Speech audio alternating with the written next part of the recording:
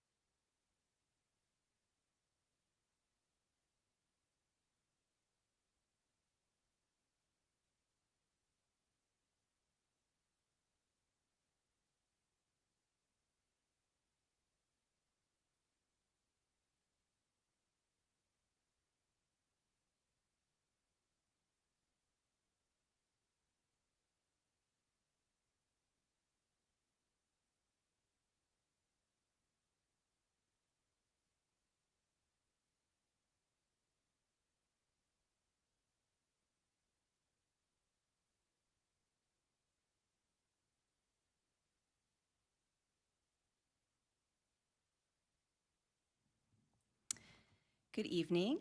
The Conejo Valley Unified School District Board of Education regular board meeting of October 8th, 2025 will please come to order.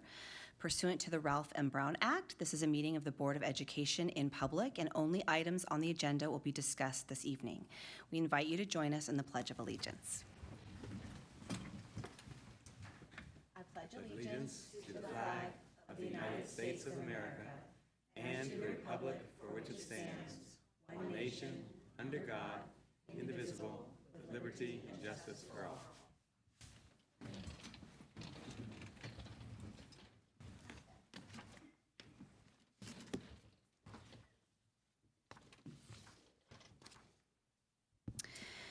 The board is adjourning from closed session where the following items permitted by law were considered. Approval of a settlement agreement between Conejo Valley Unified School District and Paychex, Inc.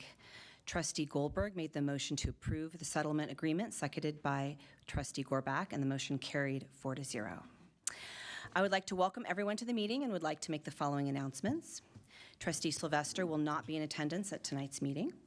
The board values your input on the important education matters we face. Therefore, the district is providing multiple opportunities for public participation. Public viewing is available through internet live stream on the CVUSD website. Please note that different opportunities to provide public or written comments to the board can be found on the main page of the board agenda. Members of the public wishing to submit a written comment had the option to email their comments to sfelman@conejousd.org by 3 p.m. today. Board members were provided with these written comments prior to this meeting.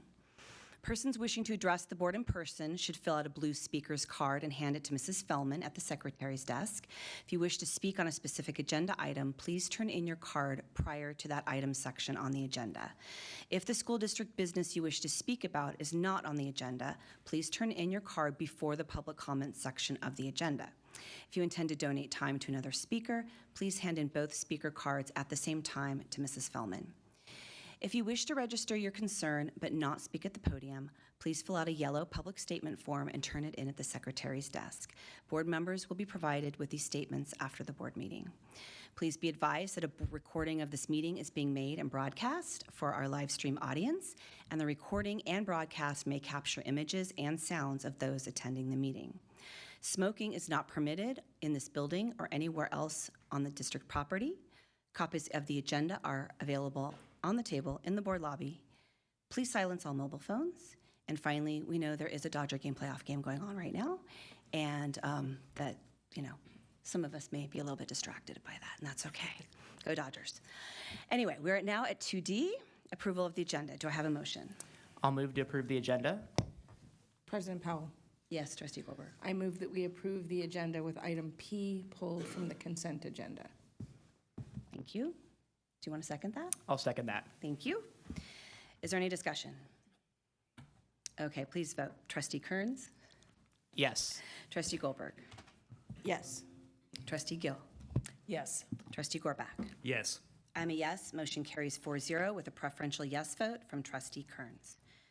We are at item 2E, where we have one of our favorite things to do, some student recognitions. Our National Merit Scholarship Program semifinalists. And I believe that we have our Westlake High School principal and our Newbury Park High School principals here to introduce our students. The floor is yours. Thank you, Mr. Lapierre. Good evening, Board President Powell, trustees, Dr. McLaughlin, and district leadership. Thank you always for this opportunity to be here tonight. The National Merit Scholarship Program recognizes high-achieving students across the nation who demonstrate exceptional academic ability through the PSAT and MSQT scores. Each fall, approximately 16,000 students, less than 1% of all test takers, are named College Board National Merit semifinalists based on their performance. These students represent the highest scores in their respective states and are invited to continue in the competition for National Merit finalist standing and potential scholarship awards. This year, 8 outstanding students from Newbury Park High School and Westlake High School have earned this prestigious distinction, representing both schools and our district with Panther and Warrior pride. We congratulate them on their remarkable achievement and the dedication that brought them to this level of academic excellence. The following students have been recognized as National Merit semifinalists. From Newbury Park High School, Cameron Downs.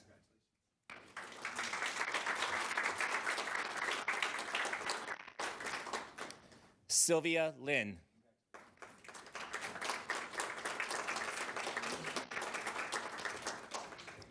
From Westlake High School, Kimi Basamakov. Kushi Gowda.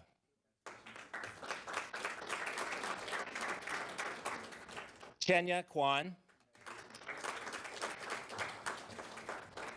Angela Liu. Chloe Wang. Unable to attend tonight was Crystal Wu. And our last recipient, Benjamin Shi.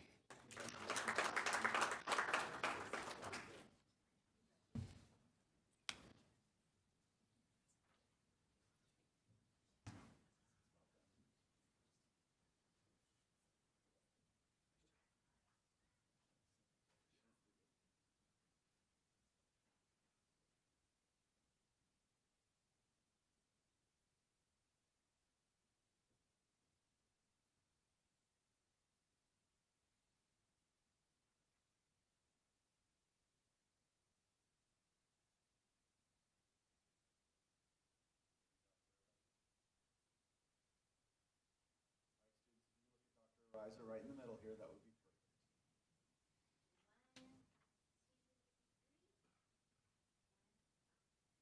Congratulations. You can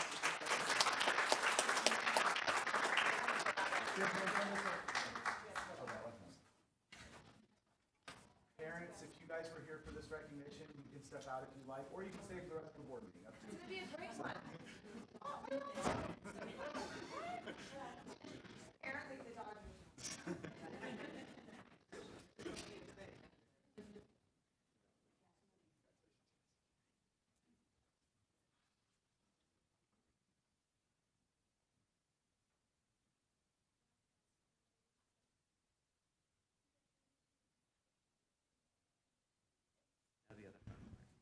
Okay.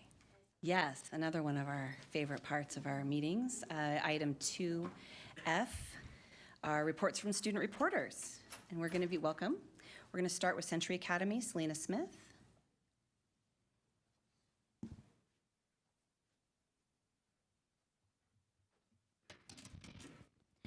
Good evening, President Powell, Dr. McLaughlin, members of the board, and district administration.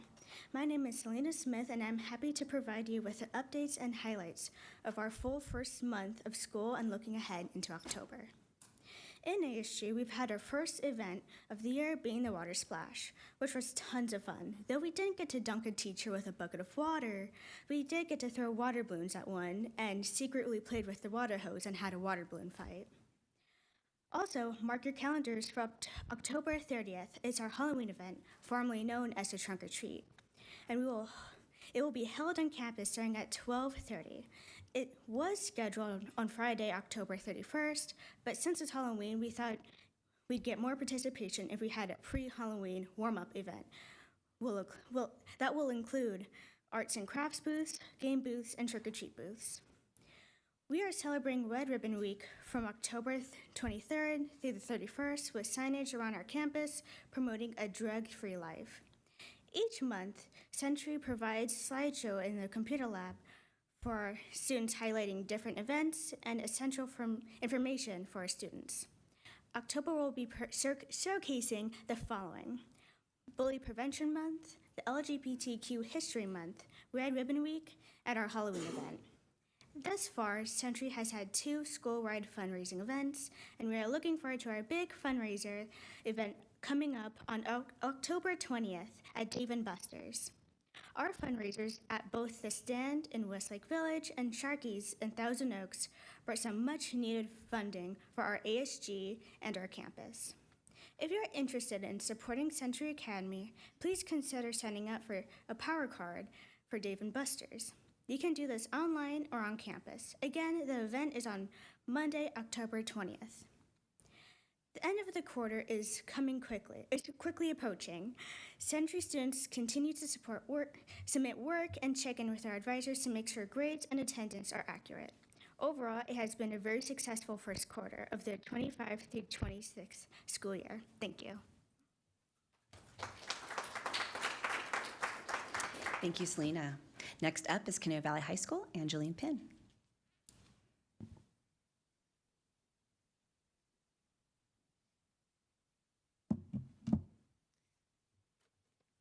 Good evening, President Powell, Dr. McLaughlin, members of the board, and district administration. The Dragons have been very busy at CVHS, but in a good way. On Thursday, September 4th, the Ventura County Sheriff's Office brought donuts for students. Most students were on time and wrote down a goal in exchange for donut holes.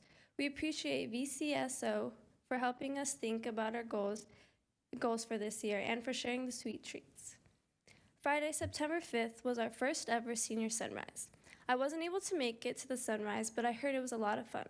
Over half of our senior class got up early to relive our elementary school days with parachute activities, bagels, donuts, and to drink hot chocolate.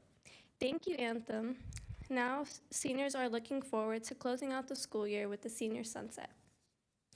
Thursday, September 18th was our back to school night. With our newer format, we had a great turnout. Families got to meet and mingle with teachers and district members. Thanks to Anthem and Next Rotary for providing our raffle prizes. We also have such great gratitude for Adelante. They are always supporting us. And thank you to each and every school board member for joining us, as well as Mrs. Judd and Mr. Liu. We appreciate that you all recognize how important Conejo Valley High School is to the district. On September 25th, several students went out to tour Oxnard College. There was a technology program, an auto workshop, marine biology, and culinary program. It was great for students to get a chance to see the options that are there for when we graduate. We have had a lot going on for Hispanic Heritage Month. In addition to daily announcements about important people in history, pop culture, and politics, we have had lots of events for students. On September 16th, we had our first activity. People who participated had the chance to answer trivia questions related to Hispanic culture and history. The room was full of students, and they were happy to earn chili candies when they answered questions correctly. On Friday the 26th, we did Conchas y Conexiones. During this event, students wrote down a favorite family or culture tradition on a colorful paper. Participating students received a traditional Mexican pastry called a concha, and almost the whole school participated. Last Monday, the 29th, we had a game of loteria. Yolanda Aguilar and Brian Toscano won, and then Gabby Peralta and Rosa Santos Rosales were the winners on Friday. Monday at lunch, we had our first ever hot sauce challenge. It was like the Pepsi challenge from the old days. Students and staff did a blind taste test of 8 different popular hot sauces and tried to identify them. It was a lot harder than people thought, and Gabe Isordia was the only student to get all 8 right. It was a lot of fun, and if any of you want to step up to the challenge, we have lots of hot sauce left. We will finish off Hispanic Heritage Month with a traditional piñata filled with Mexican candies Monday, October 13th. And then to close it all out, Wednesday will be a chill and color time at lunch. We have loads of printed coloring sheets representing remarkable people and inspirational quotes from people in the Latino community, as well as Halloween-themed sheets. We're really getting into the spirit. In other news, Mr. McDonald's continues to work with Safe Passage and the Puma crew. We have several new students join the group as they work in our open space to help reduce fire danger and beautify our trail system. Lastly, as quarter one ends next week, we are expecting a few graduates. We're sad to see them go, but we're proud of their achievements, and we look forward to seeing some new Dragons join our family as well. That's all for tonight. Thank you for letting me present, and I look forward to seeing you next month.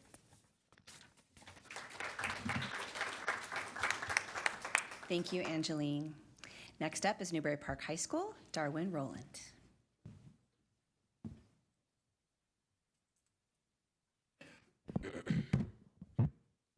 There we go. All right. Good evening, distinguished members of the board and district personnel. My name is Darwin Rowland, and it's my pleasure to be joining you as the student representative of Newbury Park High School. Newbury Park High School has kicked off the year strong, filled with school spirit and activities both on and off campus. We began the year with our Week of Welcome celebration, welcoming NP students back to school with music, activities, and snacks. Our associated student government has implemented a new structure in order to become more efficient, which has allowed us to hold more lunchtime activities as well as plan events well in advance. While we're still settling into this new format, as well as 70 people as opposed to the 40 that we had last year, we've been able to increase school spirit and will continue to do so. More recently, our student government worked along the Latino Connections Club for Hispanic Heritage Month with a wide range of activities during lunch, as well as trivia on Fridays and our cultural celebration on October 3rd, which featured dancers, music, and food. This week, we are building up anticipation for our homecoming dance on Saturday by hosting our Spirit Week, our homecoming halftime show, which will be featuring a drone show this year, and our homecoming rallies, which both took place yesterday. We've decided to host our rallies in the gym rather than in the stadium in order to allow for better participation. But in order to accommodate over 2,000 students, we've needed to have 2 rallies as opposed to 1, much like it was before we held rallies in the stadium. Both rallies were a smashing success, boasting greater audience spirit and attendance than I've ever seen at my time in Newbury Park High School. Next week is Admin Appreciation Week, where we'll be celebrating all of the hard work that our school administration does in order to provide us with a solid educational foundation. Also next week, the student government is partnering with the theater department to revive the Newbury Park High School Talent Show, combining the event with theater's Broadway Cares. This is a charity fundraising event where all the proceeds will go to a nonprofit called Equity Fights AIDS. Just recently, our student government began talks with TO high schools in order to organize a rivalry week for the Newbury Park versus TO football game coming up on October 24th. It's still in the early stages of planning on our end, but it should be fun. Finally, to close off our month, we have our Halloween celebration at lunch on the 31st, and we are currently in the process of planning a trunk or treat for the community to enjoy prior to our football game in lieu of our traditional tailgate before the football game. We also hope to get our clubs on campus involved. We look forward to all of the fun events we have planned and all of the school spirit that comes along with them that makes Newbury Park High School such a strong community. If you missed any of the information from my report, you can find all the dates and locations of these events on the NPHS calendar found on our website. You can also contact our ASG Instagram at Newbury Park Panthers or the email nphsasg@learn.conejousd.net. Again, it's our goal to maintain an inclusive and caring environment where students can stay involved and have a great time on campus. Thank you, and have a great evening. Thank you, Darwin. Next up, Thousand Oaks High School, Caden Studebaker.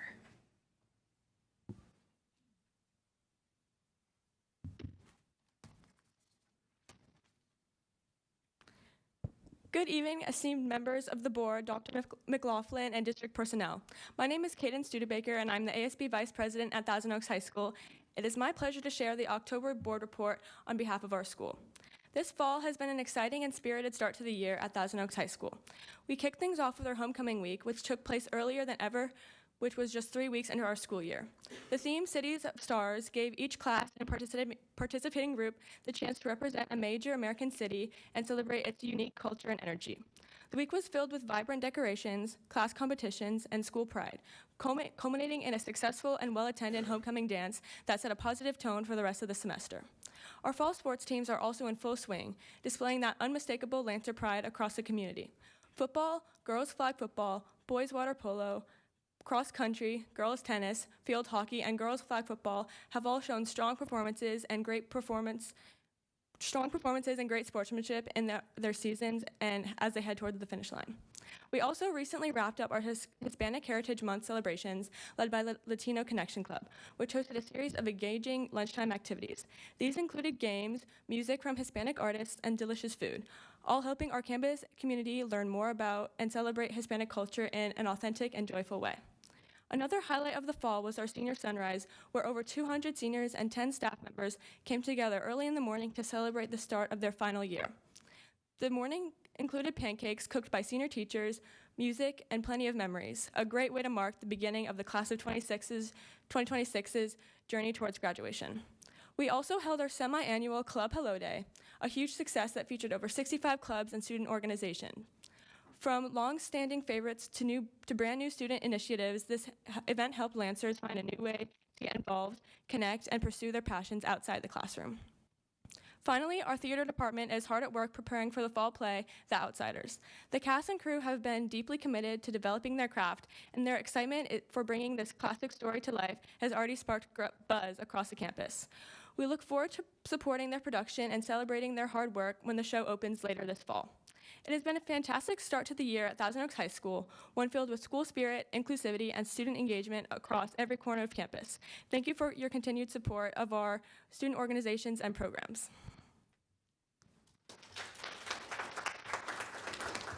Thank you, Kaden. And last but not least, we have for Westlake High School, Sal Palomo reporting today. Welcome, Sal.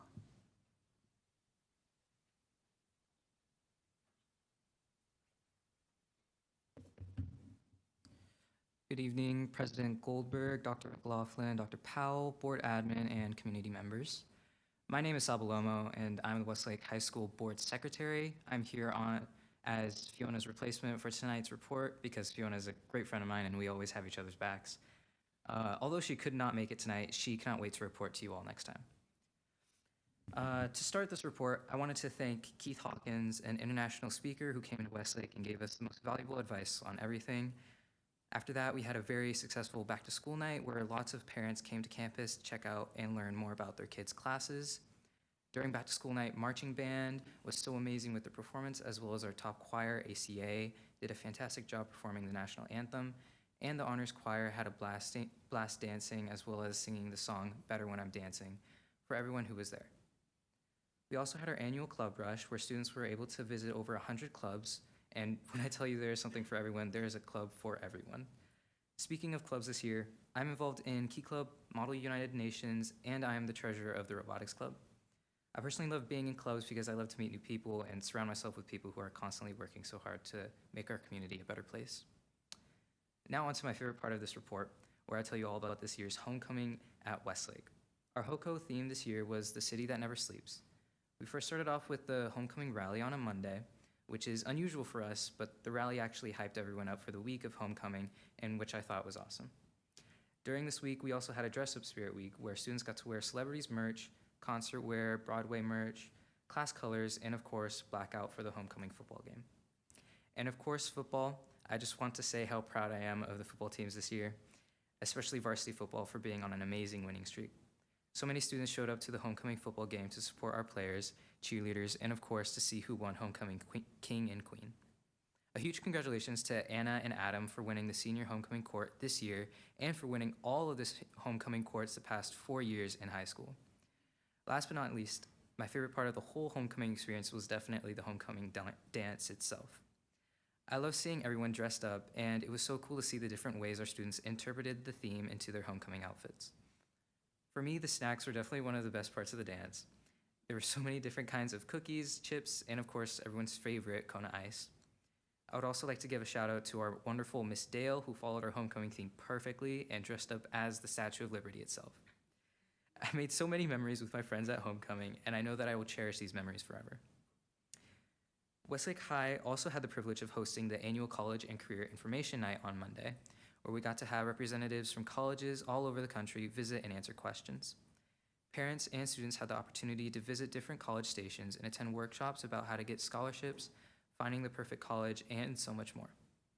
At the event, our sophomore class and freshman class also had fundraisers where they sold pizza, donuts, bagels, cake pops, and water to raise money for their senior year. And this weekend, believe it or not, will be a pretty packed weekend for Westlake. On Friday, our varsity Westlake football team will be playing TO, and we can't wait to see our Warriors come out to support each other.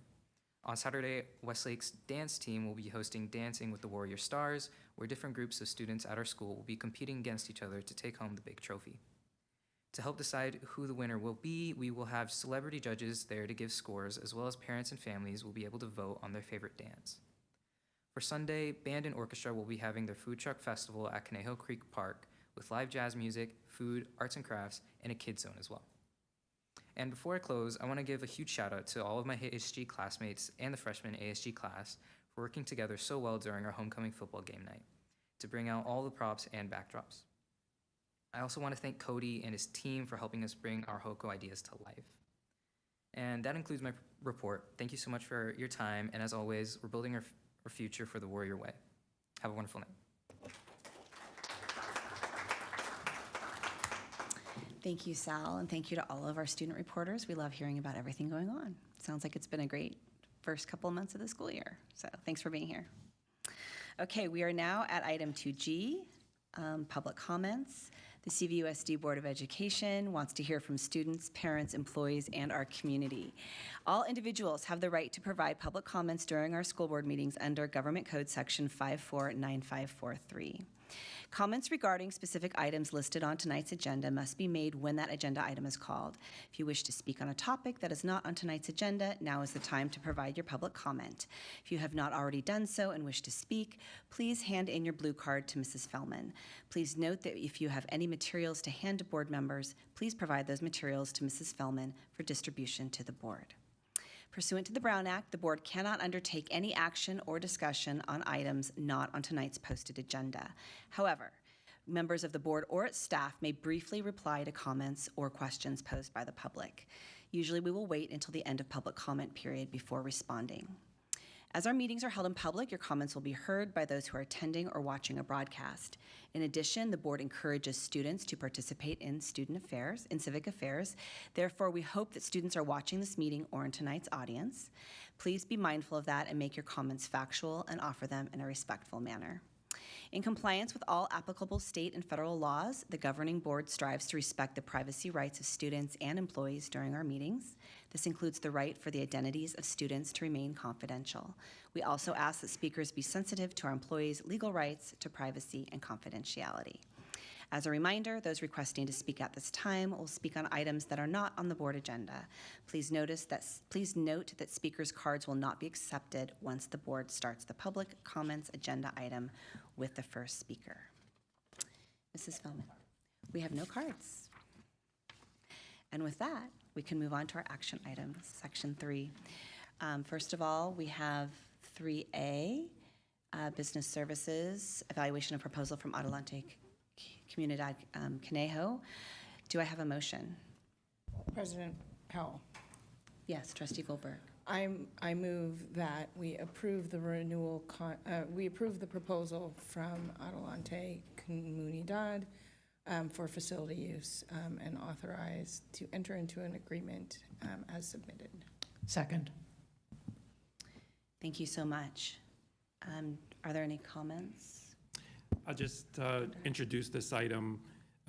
Adelante Comunidad Conejo is a Tier 1 user group, meaning that they don't pay for facility use. They only pay the expenses and overhead that's incurred to the district. They've been a user of Conejo Elementary School, I believe, on a monthly basis for the last couple of years to do some programs for members, residents within our community, providing services and resources.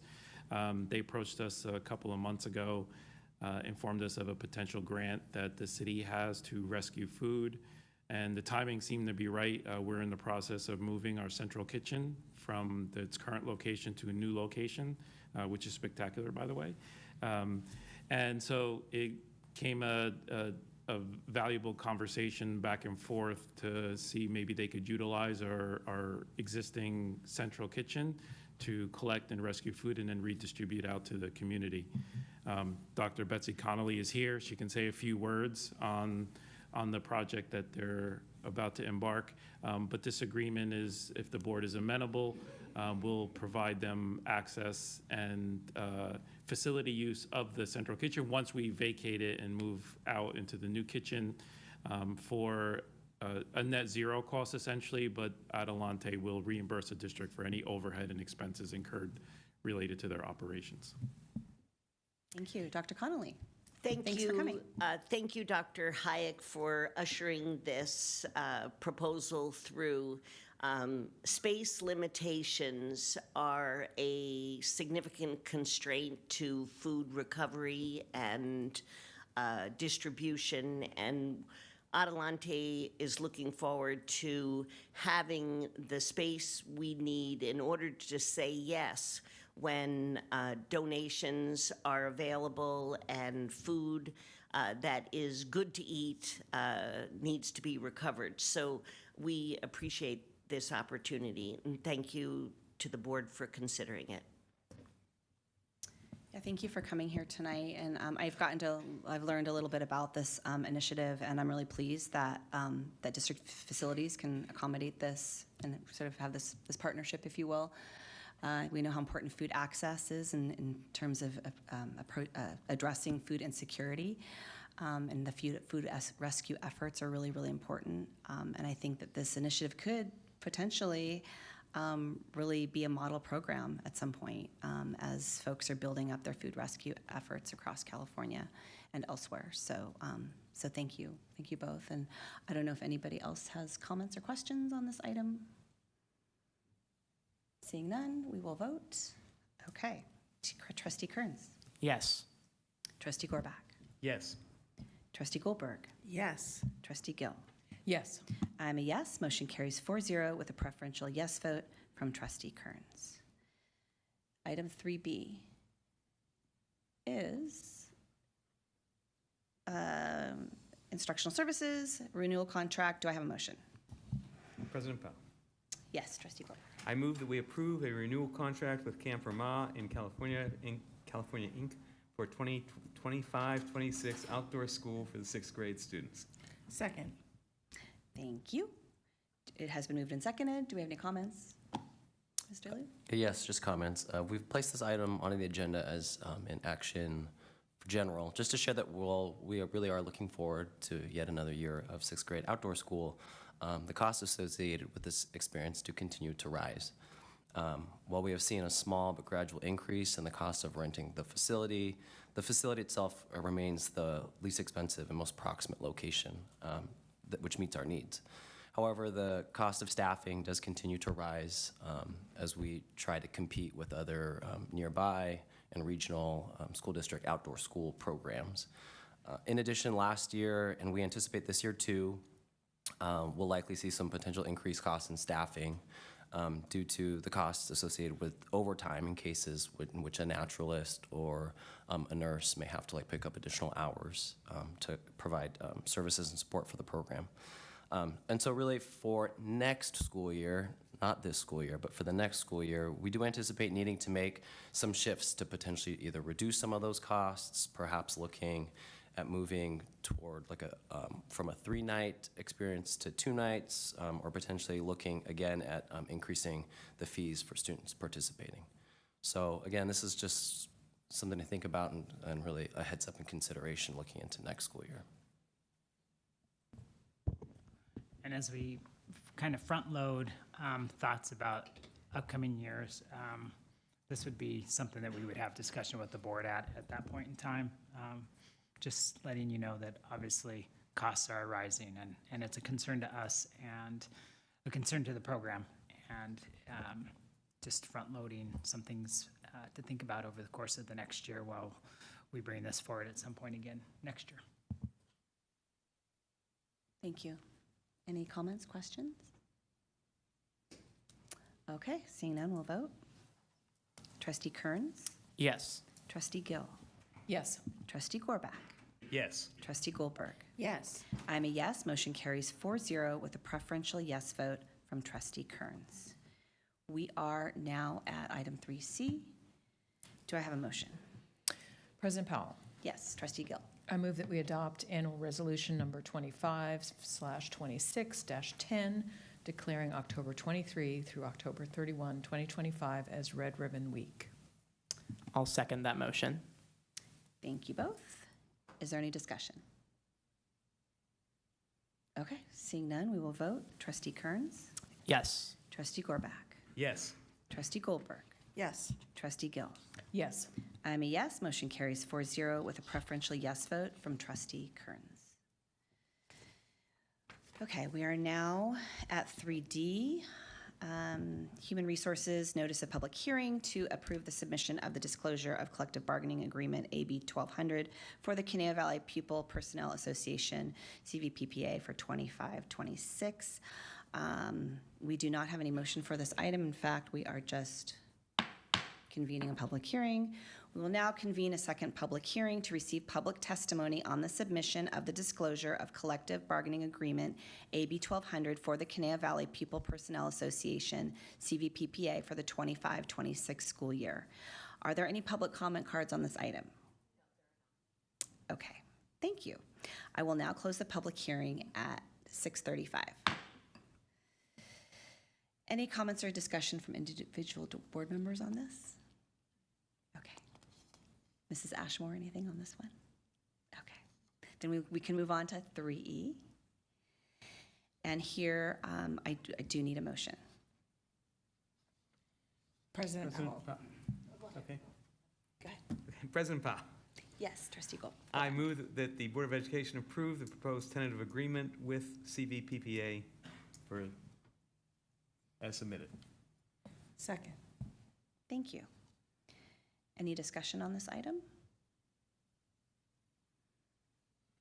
Questions? No? Okay. We will move to a vote. Trustee Kearns. Yes. Trustee Gill. Yes. Trustee Goldberg. Yes. Trustee Gorback. Yes.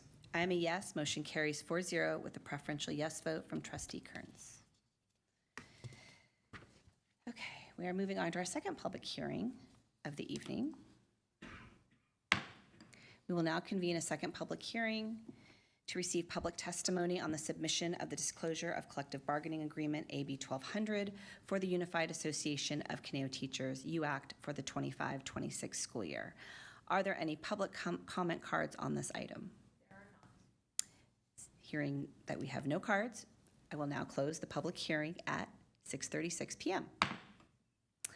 Are there any comments or discussion from individual board members? Or Mrs. Ashmore? I would just note that really for both associations, it was a year-long bargaining excursion because contracts were open cover to cover. Speaking of UACT, we were able to bargain not only working conditions and day-to-day operations, but also ensure that the contract align with current policy and law, incorporate prior tentative agreements into what will be a new contract if approved. On this one in particular, you'll also see a memorandum of understanding for a paid personal leave day on an already non-instructional day, which is Monday, March 16th. And there is a resolution for certificated and classified management, confidential, supervisory, excluding superintendent, deputy superintendent, and assistant superintendents from that leave day. Thank you. Any questions on any of this? No? Okay, then we can move on to 3G, which is our vote. Do I have a motion? President Powell. Yes, Trustee Goldberg. I move that we approve the proposed tentative agreement and the MOU with the United Association of Conejo Teachers and resolution number 25/26 through 14 for unrepresented employees. Second. Okay. Thank you. No, it's perfect. Are there any comments, discussion, question? Okay. Thank you. We'll vote. Trustee Kearns. Yes. Trustee Gill. Yes. Trustee Gorback. Yes. Trustee Goldberg. Yes. I'm a yes. Motion carries 4-0 with a preferential yes vote from Trustee Kearns.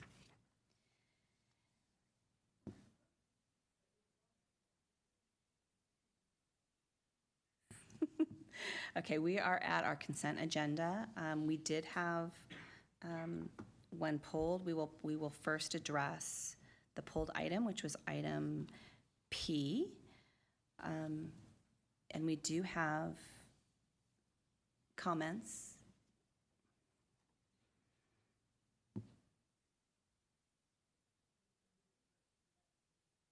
Okay, because this is.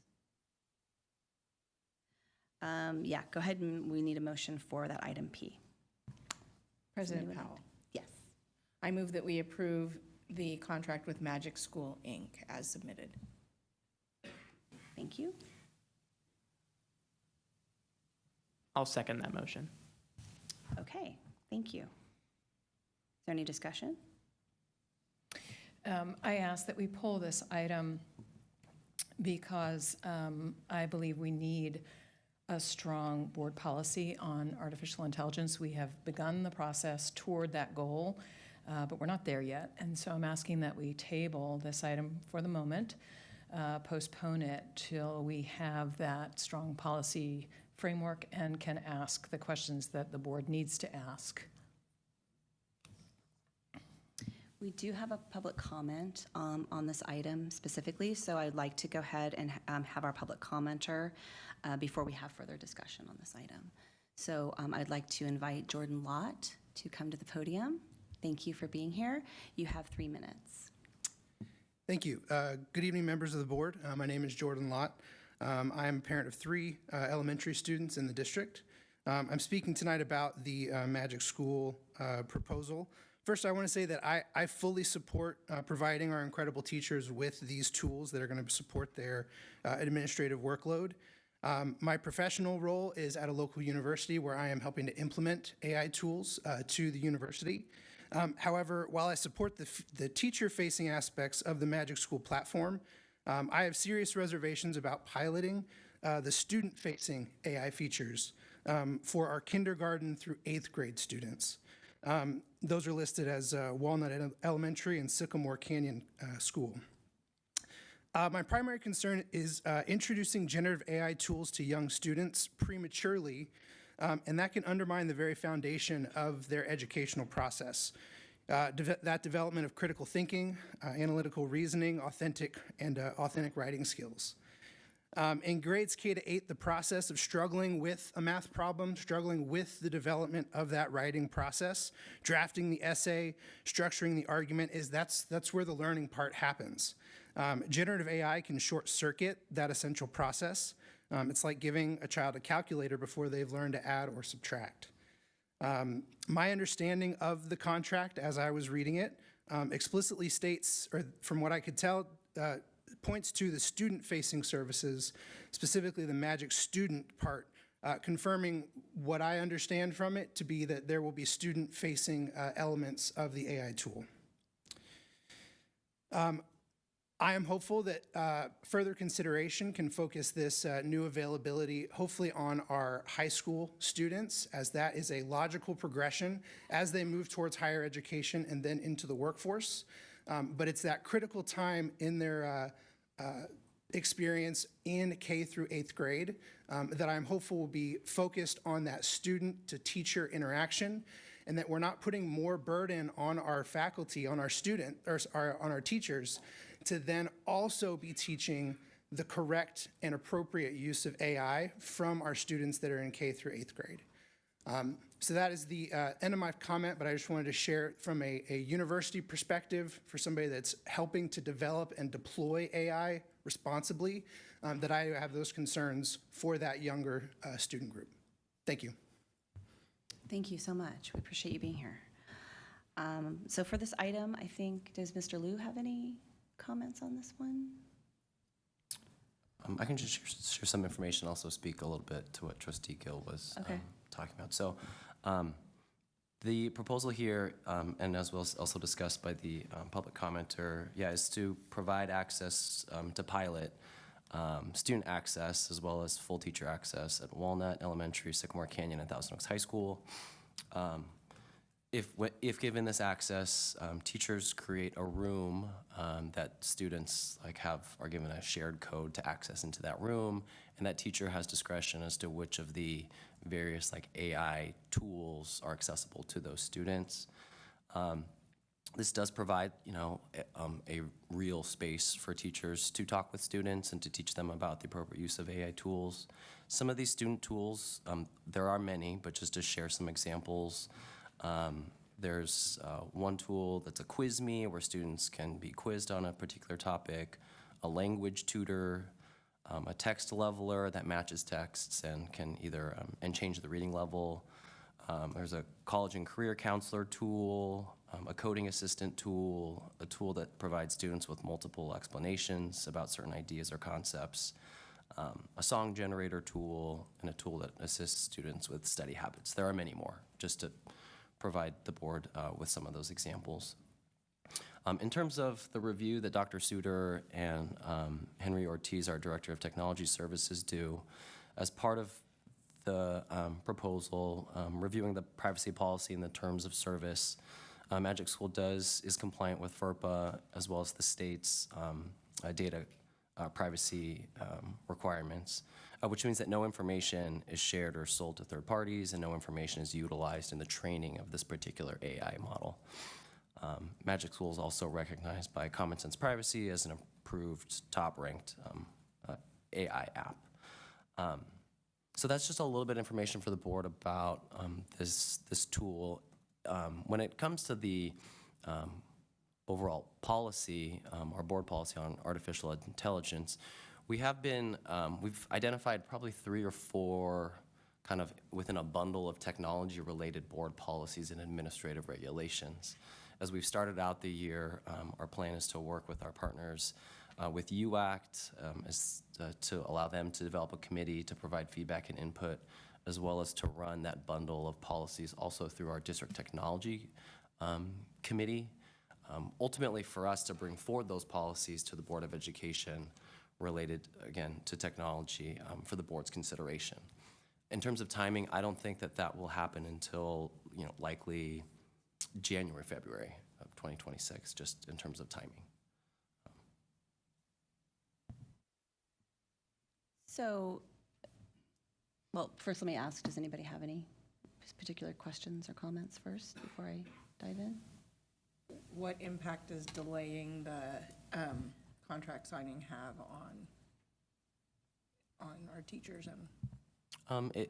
It would not give teachers the full access to Magic School AI and would not give students their access as well. Go ahead, Trustee Kearns. Would not give students the full access until the contract has been signed? That's correct, yes. Okay, thank you. I think I would definitely support tabling it until we have a larger AI discussion, just because I feel like the discussion we're about to have would mirror what we're going to have about a larger AI discussion. A lot of similar concerns. I mean, this is an AI tool. However, I have used the tool. I have it pulled up right in front of me right now for my AP psychology class, where my teacher has implemented it, or at least some of it. I don't know what version we are using it without the contract, but it does work pretty well. I think my only concern would be teaching the younger students, elementary and middle school students, how to use this technology, because it does require a little bit of expertise and knowledge on the student side of things to know what to put into it to actually get a good response, get a good set of multiple choice questions. However, at that point, once you've done that, it does work quite well. And I have found it to be a very useful study tool because there's only so many multiple choice questions that a teacher can write, and having it do pretty much like a fake quiz for you on demand and have it change constantly has been really helpful for me, and I know a lot of my peers have used it as well. And it has safeguards built in that ChatGPT doesn't, and a lot of people would just go to ChatGPT for this, and this gives them an outlet that's a lot more positive. Thank you. Yeah, I wonder if a way to look at it would be, I mean, we know that AI is, I don't know what the word you want to use, revolutionary, and we're figuring it out. And there's been so much work here in this district done just in the last year. I think back to last fall and the fantastic presentation that Dr. Suter gave us about AI and all the things that were being thought through and just worked on as we move forward with really thinking through this very carefully and intentionally. And then there was a presentation later in the year, I know for SDAC, and so much growth had happened in terms of the learning and the understanding and figuring out and really being concentrated on how to kind of grapple with AI and all of the tools that are in place to really ensure things like really high standards in the programs that we contract with, ensuring student privacy, things like that. So I guess I'm wondering that seeing this as maybe another part of the puzzle as the technology committee and whatnot, we're working to maybe develop some policies, but at the same time, starting on this pilot project with just 3 schools to really give teachers and other staff a chance to work with this tool and really bring some feedback back to this process of as we talk about how we want to use AI in this district and what guardrails we need and all of that. So I see it as a potentially, I'm really interested, and I think it's a potentially positive thing. I do know, as you mentioned, that this particular program is really highly rated. I know in terms of privacy standard, it's like a 93% in comparison to ChatGPT. So it may be a really great opportunity to work with such a highly rated program like this one. I am curious about like the training that it would entail for teachers at these schools that would be embarking on this. Dr. Suter, you want to come on up? So we are fortunate, of course, to have Dr. Suter as well as Tiffany Garcia, who's our educational technology teacher on assignment. And I do know that the plan, if this would to have been approved, would to have Ms. Garcia first provide teachers training. So Dr. Suter, can you tell us a little bit about what that training might entail? Absolutely. So we actually have teachers who have reached out to us, full departments, who have said, how quickly can we get training on this? How quickly can we get it activated? And they're very excited. They've been using the free version with their students, and they're finding it to be a little bit limited. And so Mrs. Garcia has actually worked with our rep in preparation to provide, she worked with our rep in order to provide training on the free version of Magic School because, again, we wanted to provide that guidance and those sort of guardrails to help out as people got started. And then our rep has told us that she will provide us with a trainer for Mrs. Garcia moving forward directly from Magic School at no charge to us. That's why it's not in the contract. And so she is committed to providing multiple webinars to get Mrs. Garcia up and going. So there's a ton of AI tools coming out regularly. Why this one? Why would our teachers be asking for this one outside of others, I guess? Two big reasons that they've cited is that, one, they like that there's a wide variety of tools. So when you look at something, so from, say, the student, and when you're looking at a text leveler, what Magic School does is it already pre-populates part of the prompt for students. So it knows that students are going to ask to adjust the level of a given text to a different Lexile level. And in many of these prompts, there are places where it just says, okay, fill in the blanks, right? Put in the text you want to level, copy and paste it here, or attach the document here. Okay, what level do you want it to be at? So if we have a student who's a 5th grader who's reading at a 3rd grade level, that student can say, I read at a 3rd grade level, and then it will adjust that text for that student. A lot of these AI products aren't that robust yet because they're much newer. Magic School has been around for a couple of years. They really started at the beginning. The second thing that our teachers have noted, and this goes right up through high school, of teachers noting that having the room where they can determine which tools students have access to when, they find to be very comforting for them. Because as students are learning how to use these tools appropriately, what teachers don't want is they don't want students going and asking, hey, what's the answer to 4x plus 2 equals 30? Solve for x. That's not, they want kids to be able to type in, okay, I don't know how to solve 4x plus 2 equals 30, and have something that's going to reply to them, well, what is your first step when you solve an equation? Then what do you, and walk students through that thinking process. And there are tools built into it that allow them to do that.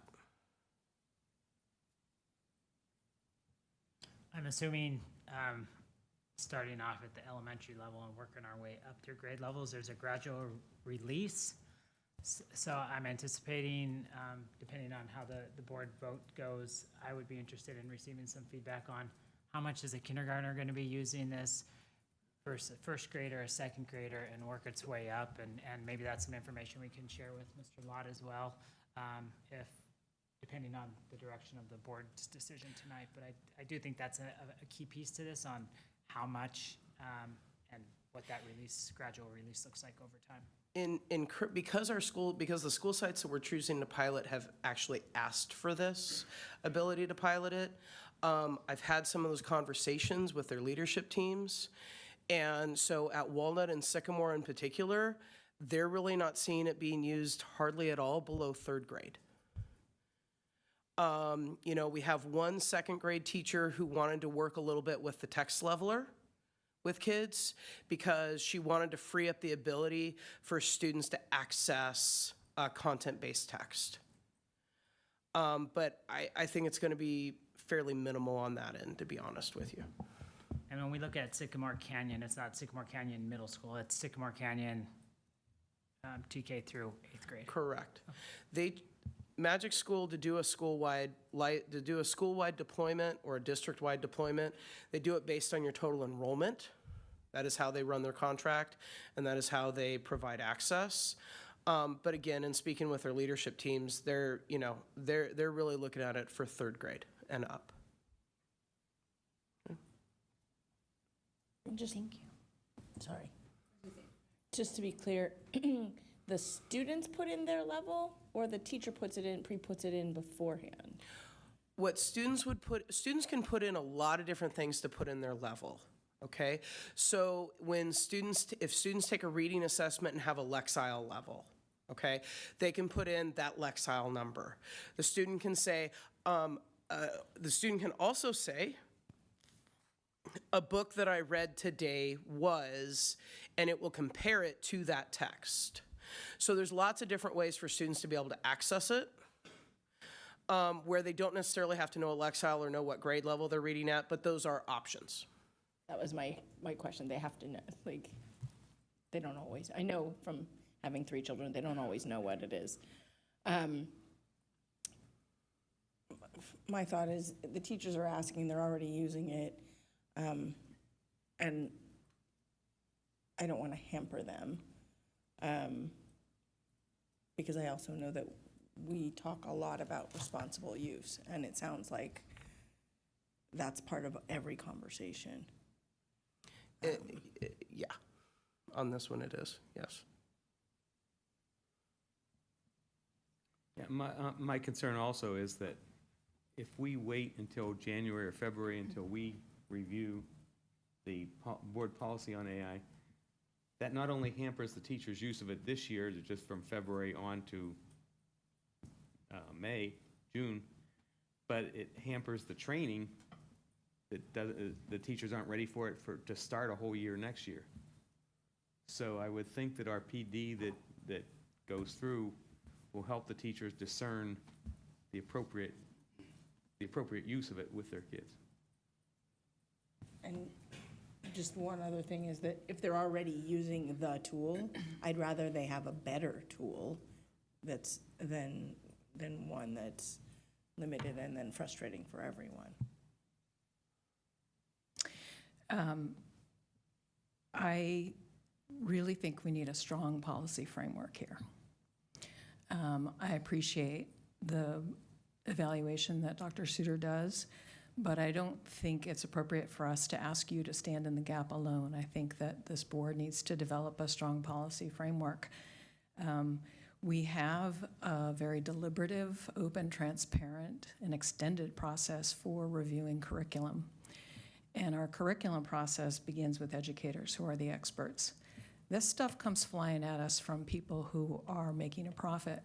They're not educators. We need to be able to ask questions about what problems these software products are solving for us, who's making them, how are they constructed, how do they work, what are the drawbacks. This product is going to be in classrooms, in student hands, alongside curriculum, with no deliberative, thoughtful, open, transparent review process. And I'm asking that we develop that review process. It's a board responsibility. The process has started. I'm grateful that our technology committee and our teachers are looking into this, and I don't want to short circuit that process. This is a board responsibility to protect the integrity of our learning spaces and not allow unvetted products without appropriate review. So I'm asking that we postpone Thank you. I do think, I mean, it's clearly it has been reviewed by staff and utilized by teachers, and I've just heard that there's been, clearly a positive outlook on this from teachers so far, and I love that this has been set up as a pilot study, really. I mean, a pilot that we can, I think, use what they're learning in the hands of our teachers and our staff and our students to really help inform the district as to how we want to ultimately lay out a framework, a policy, guidelines for how we use AI. I think that's really important. So I appreciate the way that the contract was set up. Just a follow-up. We're piloting it at 3 schools.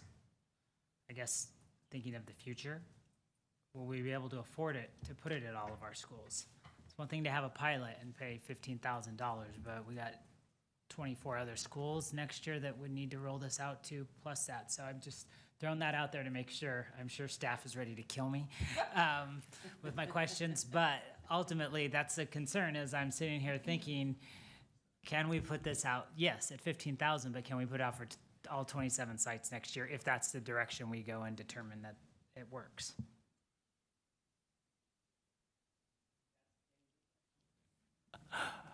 That is something that we have talked about. And so the available funding is funding that we did put together, really unplanned, right? Again, this was not something that Dr. Suter came to start the year saying, hey, I want 3 schools to pilot this. So we had 3 schools, teachers asking us for this, and so we did find the funds for it, thinking it would be a learning process. Obviously, based off of that information and data, as I whispered to Dr. Hayek, we could do that. We just could not, something like we can't do everything. So we would have to find additional funding for that, or find something to reduce, if that were based off our pilot something needed. I guess the positive of that is at least it's a smaller dollar amount with 3 schools instead of saying we want to roll this out district-wide today and here's the cost. So however you want to look at my questions, positive or negative, there's 2 ways of looking at it. I just to sort of allay your fears a little bit, I don't think anybody is saying we don't need a robust policy or that we're going to shirk our responsibility in any way, shape, or form. I just am not sure that the 2 can't happen in tandem currently with a pilot, because how do you know if you don't test it? Students are going to go to ChatGPT anyway. I would rather they use something safer and better than just go to chat.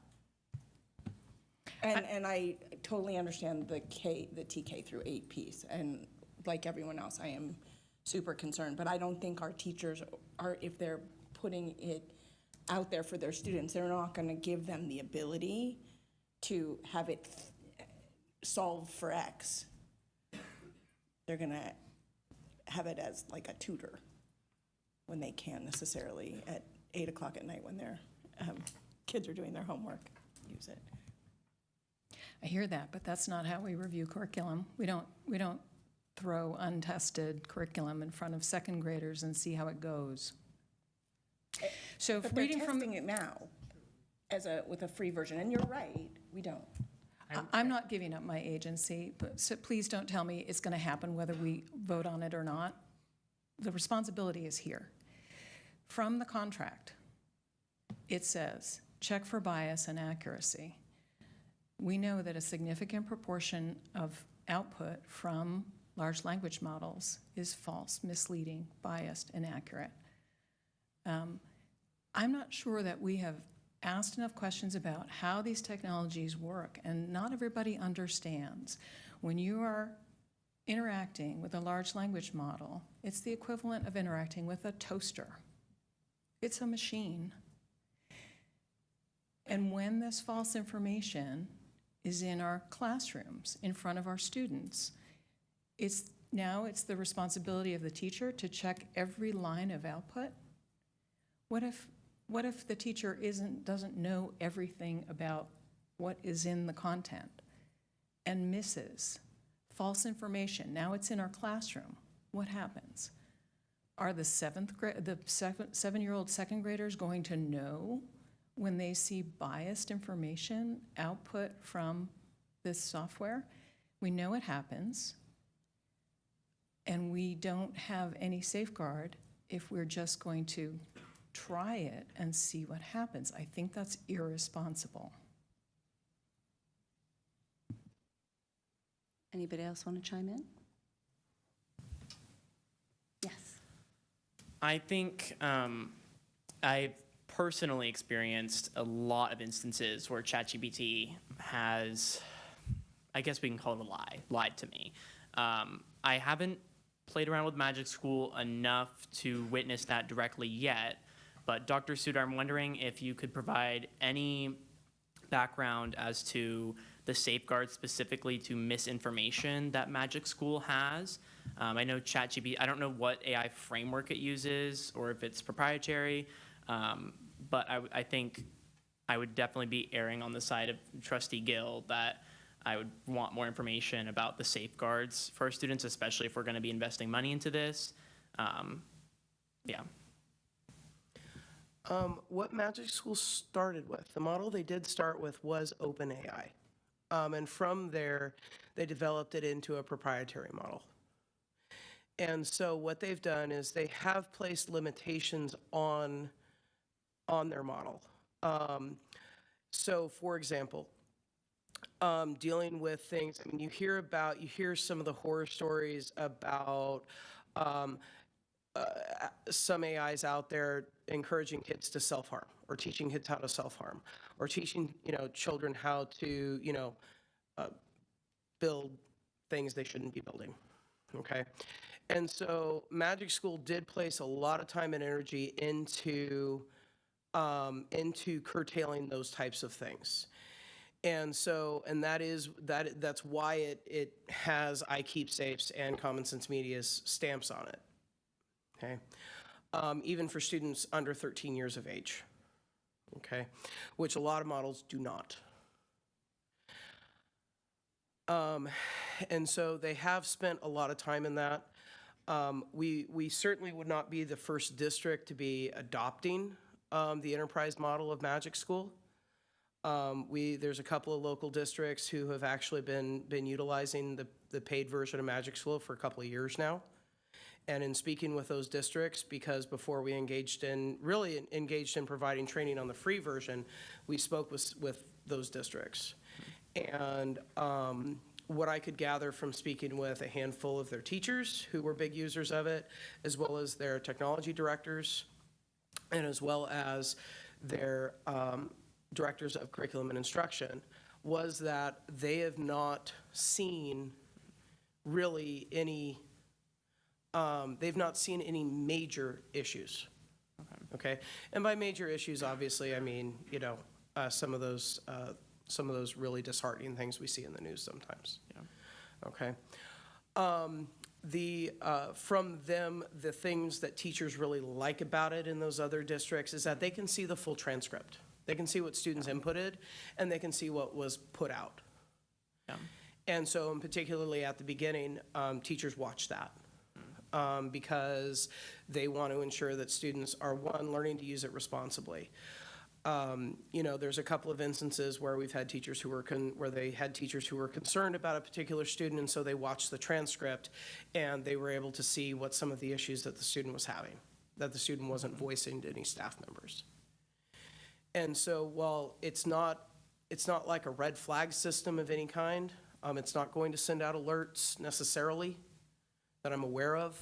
Okay, there is a lot of information that for monitoring as well. So is the main monitoring tool is, and I guess benefit of this software really, is teachers being able to see every single response, every single input, every single response. Have you heard anything from teachers about managing that with potentially 100 students, especially at the high school level that are using this multiple times a day? Yeah, the high school teachers, and I only spoke with maybe 2 or 3, they only go through everything just at the very beginning because they want to see how students are interacting with it. Okay. Okay, and then once they get their feet wet and they begin to trust in the process a little bit more, they really loosen up on how much they review, and then they pick and choose, right? They sort of cherry pick, this transcript here, that there, just to keep up with it. They don't spend a ton of arduous hours. Okay, that makes sense. I think the only thing that I would still be concerned of is just monitoring that misinformation, because it can be really small errors that it makes that would cause me to get a question wrong on a multiple choice test and negatively impact my grade. And I know, it's never going to be a situation where that's 100% ruled out, but I would like more feedback, especially from students. I think maybe even this is a good thing for Student Jack actually to bring up, because I know a lot of teachers are implementing it already as the free version. I've had mostly positive experiences, but for that reason, I don't know if I'd feel comfortable voting to approve it just yet without having more feedback from students and teachers, specifically about small errors of misinformation, and if responsibly using this tool is something that students find easy or could be difficult to learn at first. But thank you, that was very helpful. Thank you. I just want to thank you for the thought and care that has gone into vetting so far. And also, I like the idea that it's a pilot, it's small, so we can test and see.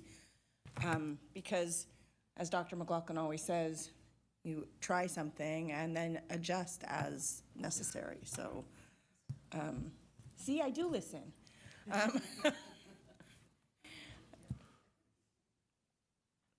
Okay, so are we ready to vote? I had hoped we wouldn't have to, there are so many more questions that we have to ask when we develop our board policy around AI, and I don't think we can do all of that here, which is why I'm asking that we wait. We haven't talked about the energy or the environmental impacts, and we are in Ventura County, which is the county in the United States that is affected most quickly and most severely by climate change. We have drought conditions, we have suffered wildfires, and these technologies are not friendly in that way. We haven't had a discussion about the costs. The contract says, always double check for bias and accuracy before sharing output with students or others.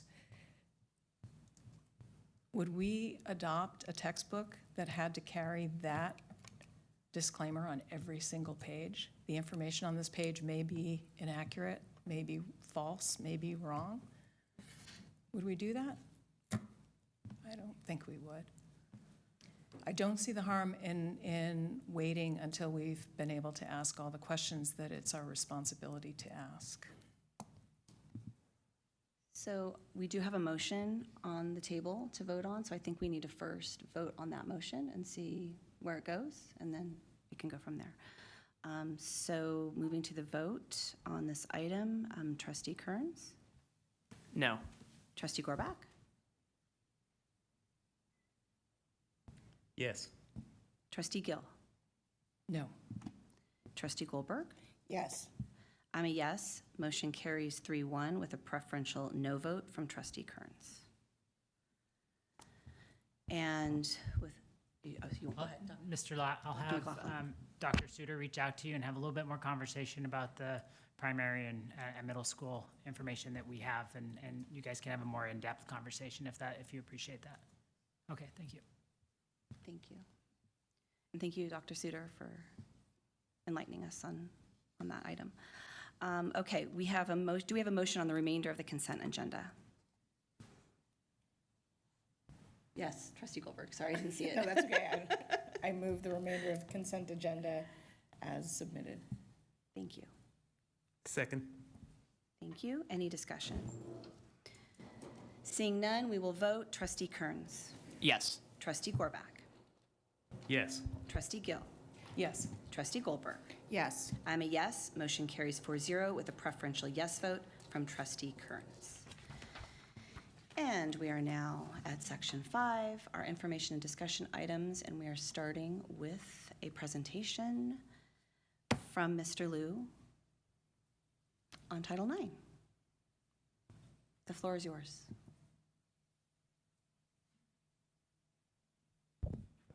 thank you.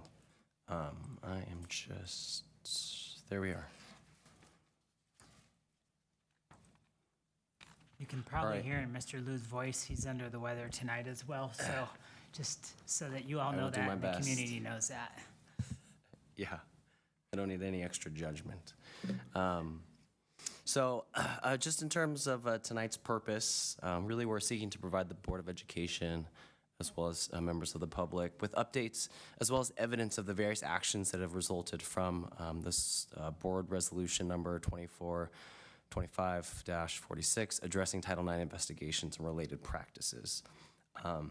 Much work has been done really to bring life to this resolution. I think last time we spoke about this in May, I shared that it was the responsibility of myself as the District Title IX coordinator and of our staff to take that resolution and to bring life, meaning concrete actions to support the resolution by the board. So I'll be speaking really briefly, just as a recap, about the resolution itself, and then I'll provide really like a snapshot into many of the actions that we've taken and have a commitment to taking moving forward.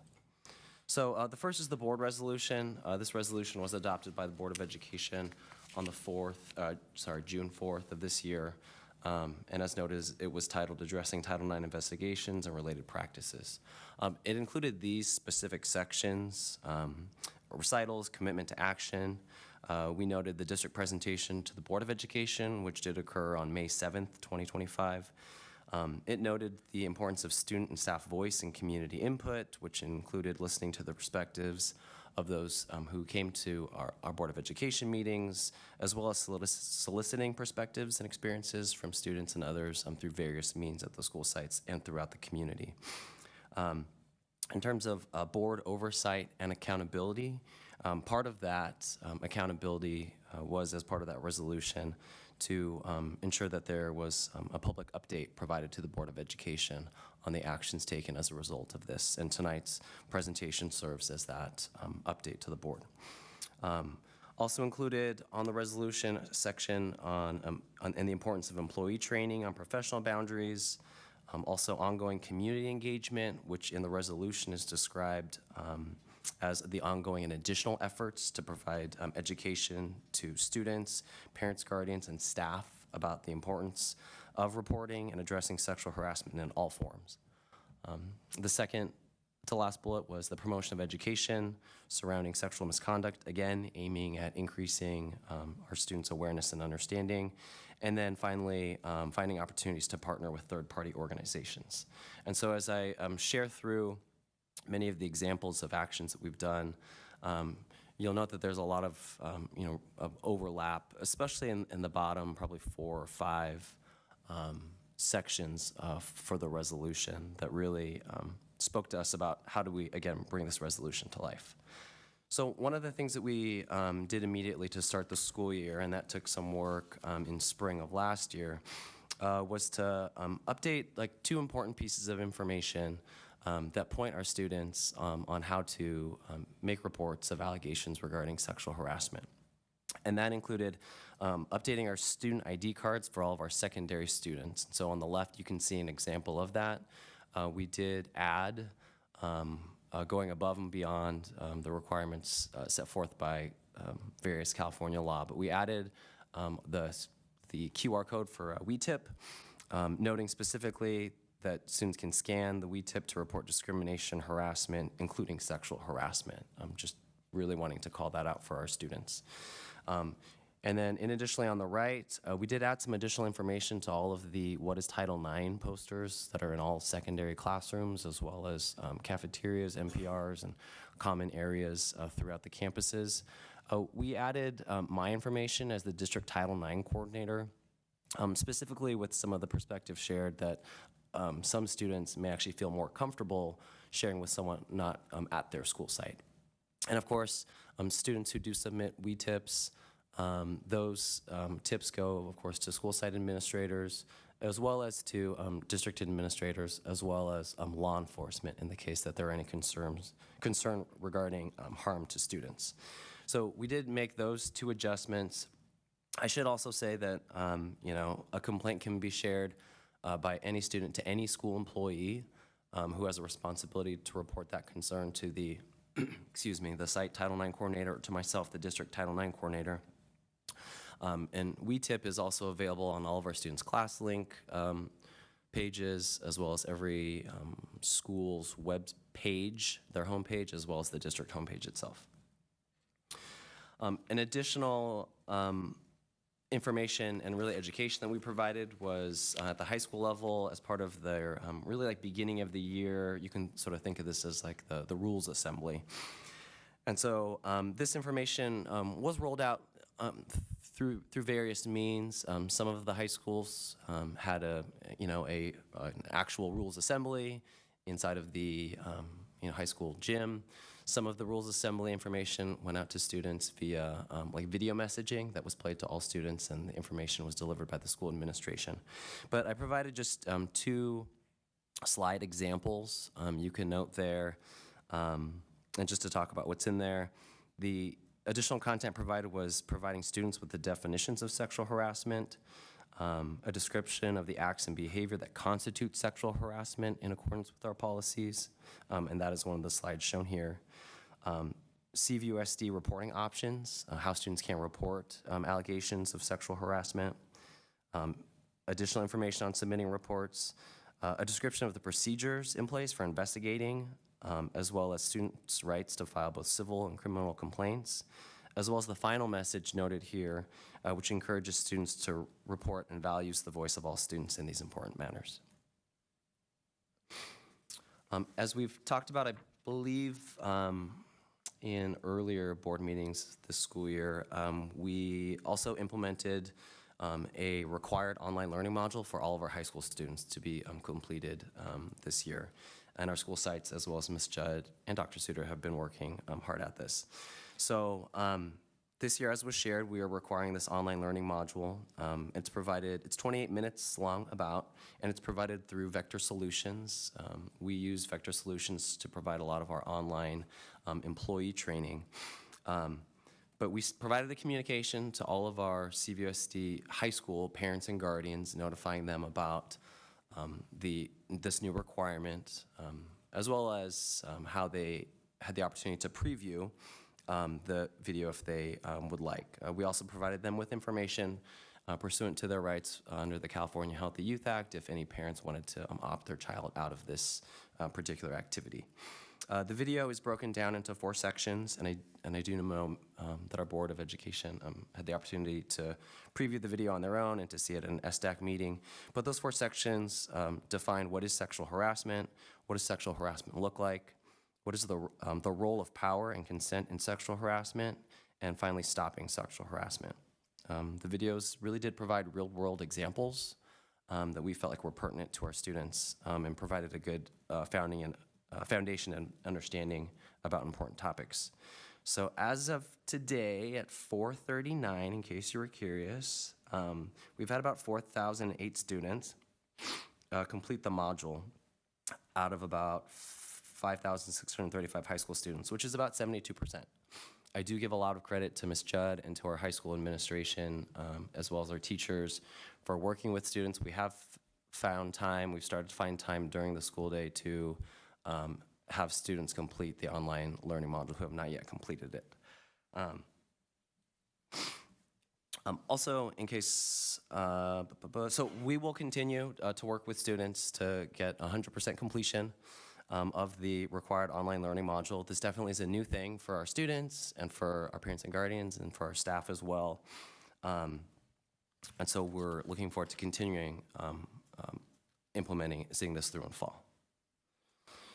This year, Ms. Harrison and I worked to provide just some additional information in our annual notices and discipline handbook, which are provided to all of our students as well as families via a beginning of the year communication, as well as through the annual updates process. But some of that we included some additional information from Board Policy and Administrative Regulation 5145.7 on sexual harassment. In addition, we included on the right in the discipline handbook some of my information, as well as related federal law and CVSD board policy and administrative regulation specific to Title IX and addressing allegations of sexual harassment.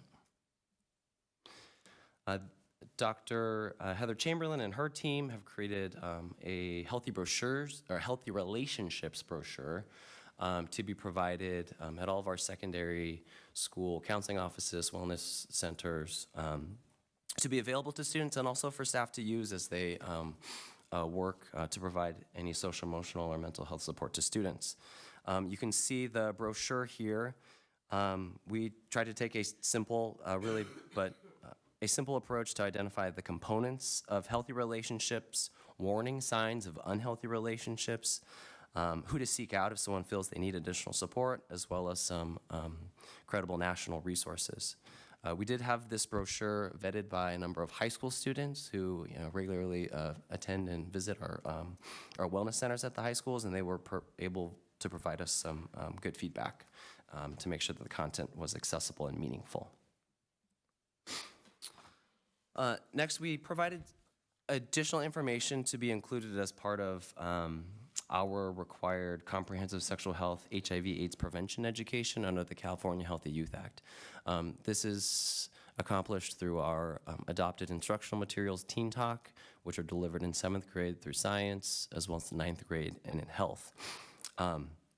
As part of that adopted curriculum and materials, there are a lot of pertinent topics specifically related to understanding, addressing, and mitigating things like sexual harassment or sexual assault. Some of the Teen Talk topics that are get addressed through those materials already talk about healthy relationships, abusive relationships, consent, sexual harassment, sexual assault, sex crimes, sexual trafficking, as well as dealing with pressure and dealing with rejection. This curriculum, however, though, is a curriculum that is used certainly throughout our state and throughout our country, and it's not local to ours. And so we added some additional information to be provided through Teen Talk instruction that provides specific information about our school's definition of what is sexual harassment, and then how anyone can ask for help if they have a concern themselves or with someone else who may be impacted by sexual harassment. And so you can note the section on how can I ask for help there. And then we also link in our specific board policies and administrative regulations, just to provide our students with some local reporting and information context as they're receiving that instruction through Teen Talk. One of the other perspectives that was shared for individuals who may be involved in reporting an allegation of sexual harassment is making sure that students who are involved in that process, who may have submitted a complaint, that they're kept well informed in a simple and straightforward way. We know that the policies and the regulations and the procedures can be certainly extensive and could be difficult to follow. So we did create these two sort of step-by-step forms to provide students who may be going through the steps of filing a complaint or the school site or district or another body is doing an investigation. So these forms allow a student to easily identify the individuals who are involved in the investigation, such as the complaint officer, investigator, and the designated support staff person. This form also provides a simple look at the students' rights and the immediate supports available to them, as well as a sequenced from top to bottom checklist for a student to identify where are they at within the specific process itself. As we started out this school year in early August, we sought to provide some additional training to our assistant principals and principals, as well as our district administrators. And part of these trainings, including on this slide as well as on another, we did and are looking to find ways to partner with third-party experts in this field that can help to provide, again, just more thorough supports to our students who may be involved in these processes. So in early August, all of our principals, assistant principals, and district staff received a training from Dr. Heather Chamberlain, our Director of Mental Health and Wellness Services, as well as from the Thousand Oaks Police Department, Detective Amanda Solis, who was previously a school resource officer, but who is now part of Ventura County Sheriff's Department Sex Crimes Unit. The training reviewed definitions of trauma, what it means to be trauma-informed, signs of trauma, what to watch for during an interview, and what to do if a student becomes distressed, as well as interviewing tips. Specifically, you can see on the bottom right side that what to do if a student becomes distressed. You can see that some of those categories are pause, provide choices, avoid pressure, and work to have a safe adult or support nearby. Really following that training, I had the opportunity to provide a refresher training to our site administrators, including our assistant principals and principals, on their responsibilities to process allegations of and to effectively address allegations of sexual harassment. I used many of the slides that actually had been shared at our prior 4-hour attorney-led training last year.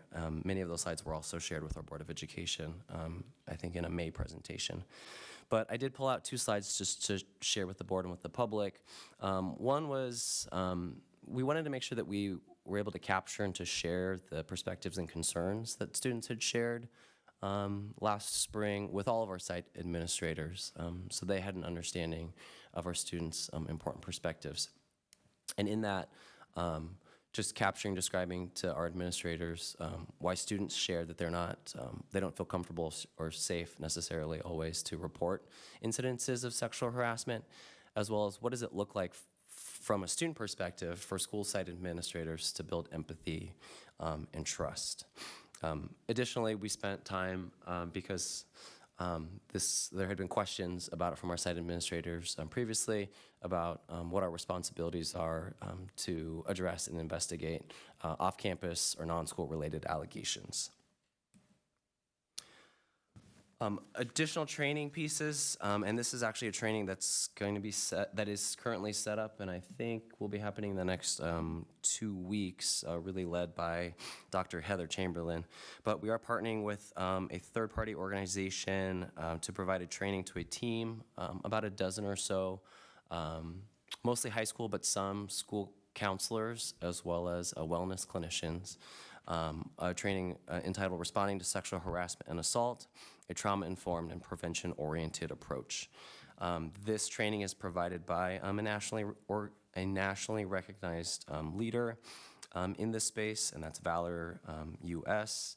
Dr. Chamberlain, as well as Bethany Stern, to their credit, do have a lot of training as well as direct experience providing this type of support to students, and they had an opportunity to meet with representatives that would be providing the training and have a lot of confidence in the training itself.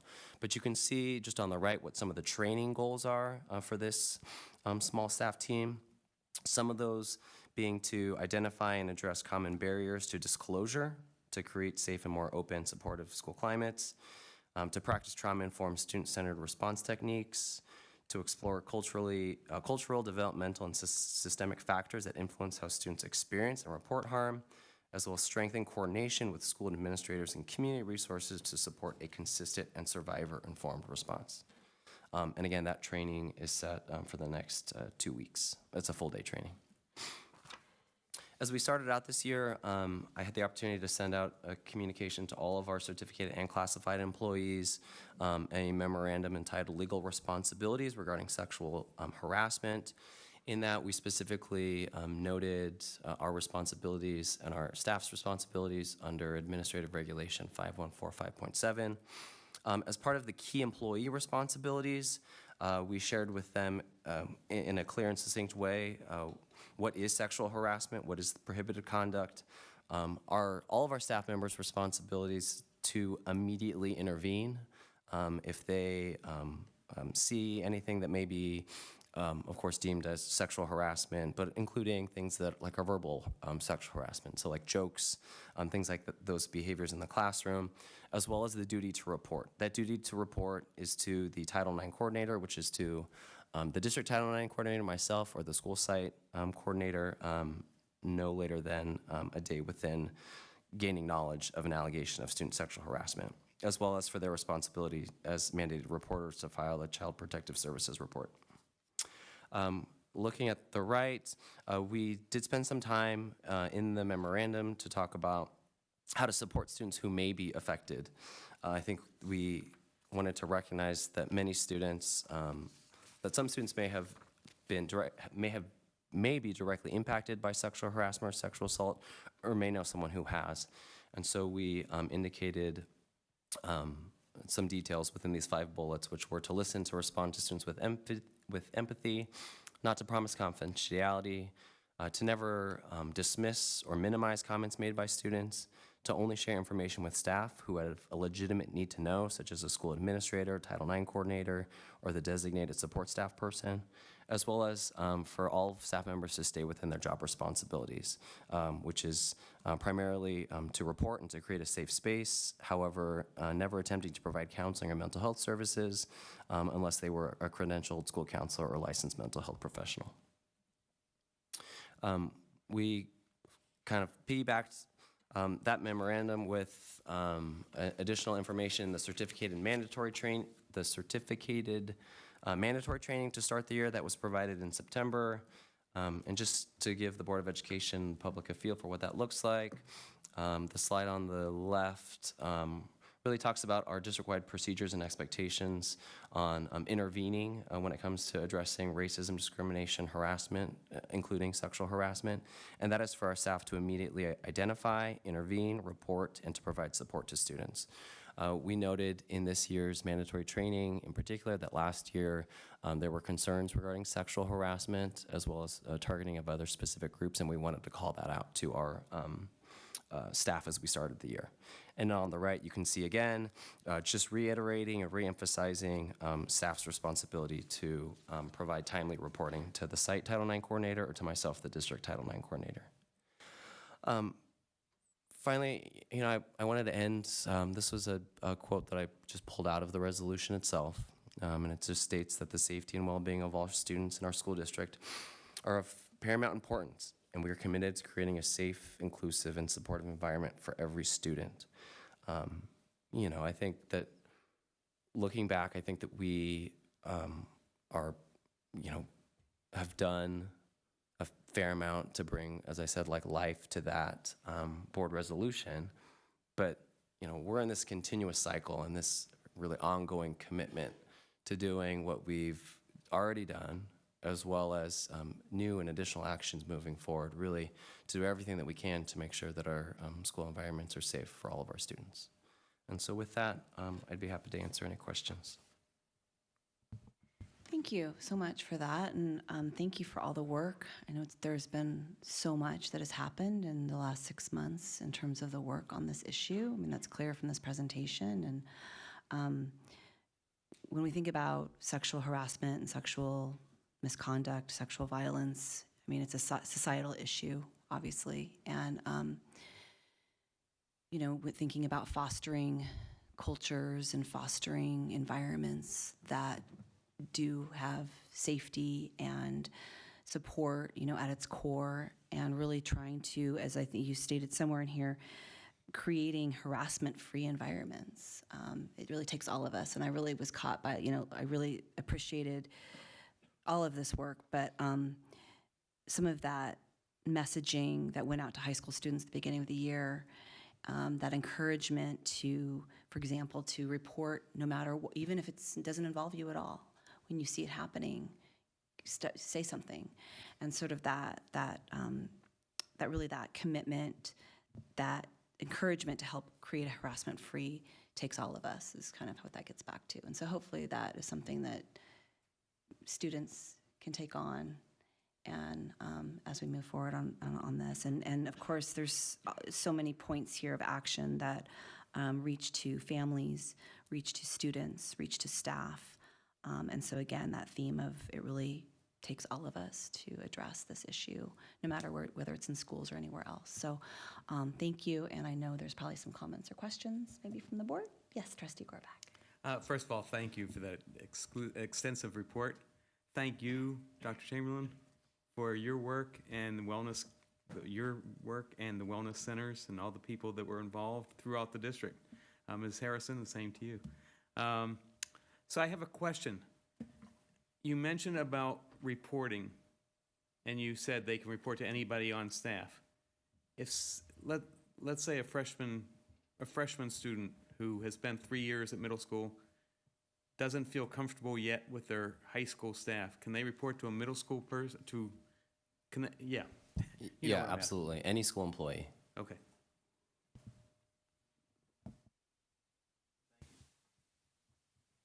I would just like to thank you and the entire district administration team for taking swift and inarguably impactful action in response to society's demands that we have more inclusive school spaces, and I think that's what we built here in CBUSD and continue to build.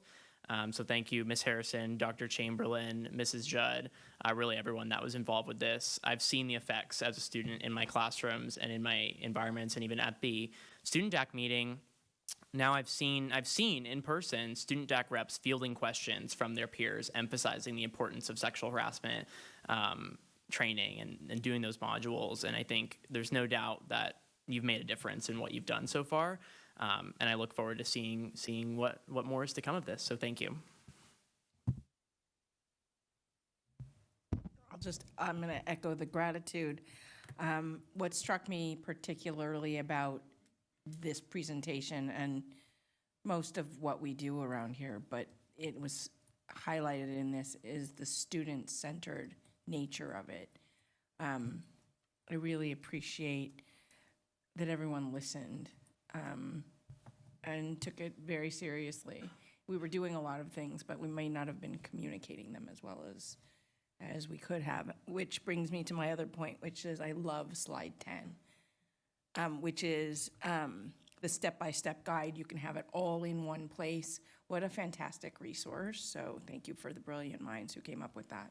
Because when you're going through it, you write notes all over the place and it gets discombobulated. So if you have one sheet, that's where it is, and you can continue to update it and go back to it. I think that's really helpful, so thank you. Yeah, the brilliant minds on that actually was student suggestions.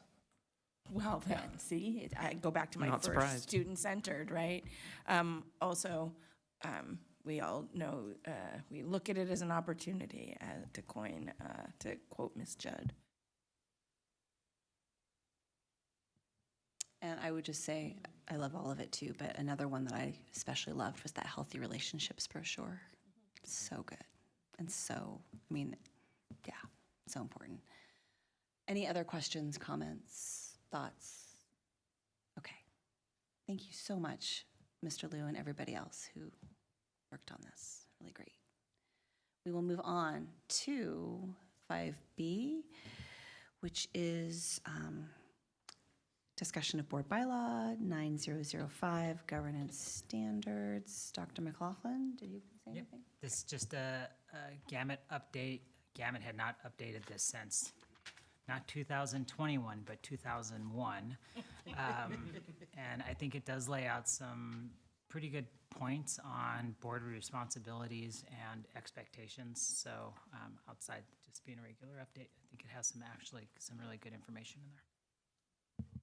And I think it's also updated to align with our governance handbook. So anybody who wants to learn more about governance and what the role of the Board of Education is can go look at this policy or our governance handbook on the website. But all really, I think, important stuff. Okay, 5C is instructional services, board policy and administrative regulation 5117. Is that Mr. Liu? Yeah, these updates reflect CSBA gamut language. They do remove also just some duplicated policy language on intra-district open enrollment, which is like school choice, inter-district being just school district to school district. So we removed some of that duplicative language. We also added, as part of new law and CSBA gamut language, this idea of instructional collaboration agreements, which is newly codified in law, in which case our LEAs with board approval could partner with nearby school districts to provide services to students for like hard-to-staff programs like STEM or dual language immersion. We did also, on this policy keep some language that is not in gamut, but that is actually language that we received directly from the Office of Civil Rights in 2024. Thank you. Any comments or questions? Nope. Okay. We are at 5D, which is also instructional services, and this is for Administrative Regulation 51161. So each year at this time, we do bring forward updates to our to this policy or an administrative regulation, which is essentially our school choice for the next school year, the 26-27 school year. We do have a number of updates here that I'll briefly summarize. We had the opportunity to have our school choice committee meeting. We're grateful to have two of our trustees at the meeting on September 16th. But a summary of the proposed updates include adjusting the dates, of course, for the 26-27 school choice priority window. That window will open Monday, November 3rd, 2025, and close on Monday, February 2nd, 2026.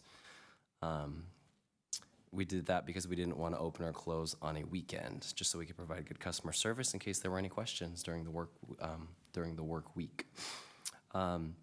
We're adding a requirement that any new enrollee seeking to participate in school choice must also complete their online pre-enrollment, as well as their school choice application to be considered. This year in particular, we had a number of families submit school choice applications but never enroll in their neighborhood school, and that became really difficult for us to identify class sizes and start making changes. And so we think that requirement ultimately will provide better customer service to our families seeking to choice and give us a more clear, accurate information. We're also going to be, we're proposing to reduce the amount of time parents and guardians can confirm their acceptance of an approved school choice from 10 days to 5 days, only from August 1st to the start of the school year. That is really crunch time for us and for families too. And so having 10 days for a family to decide, really backs up all of the related dominoes that kind of need to fall. And so once August 1st hits, we will be sending out approvals and letting them know that they will only have 5 days to send us their confirmation, or to send confirmation of the school site. We're also proposing that we extend the employee priority to include exempt employees, such as academic specialists, to the priority already given to non-exempt employees. We looked at the data for this year, and we found that we had about maybe 1 or 2 exempt employees that met this criteria. So simply moving forward, it would just be any employee would have this priority, exempt or non-exempt. Updates also remove the Discover program as a school of choice program at Sequoia Middle School, as Sequoia is moving closer and is ever confident for next year that it'll be an MYP IB school program.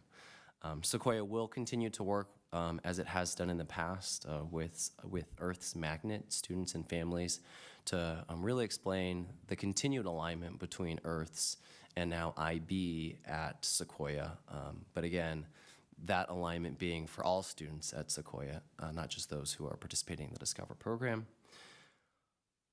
2 more little updates. We're also suggesting that we remove the requirements for employees to school choice to only the location to which they are employed or to within their cluster of schools which they are employed.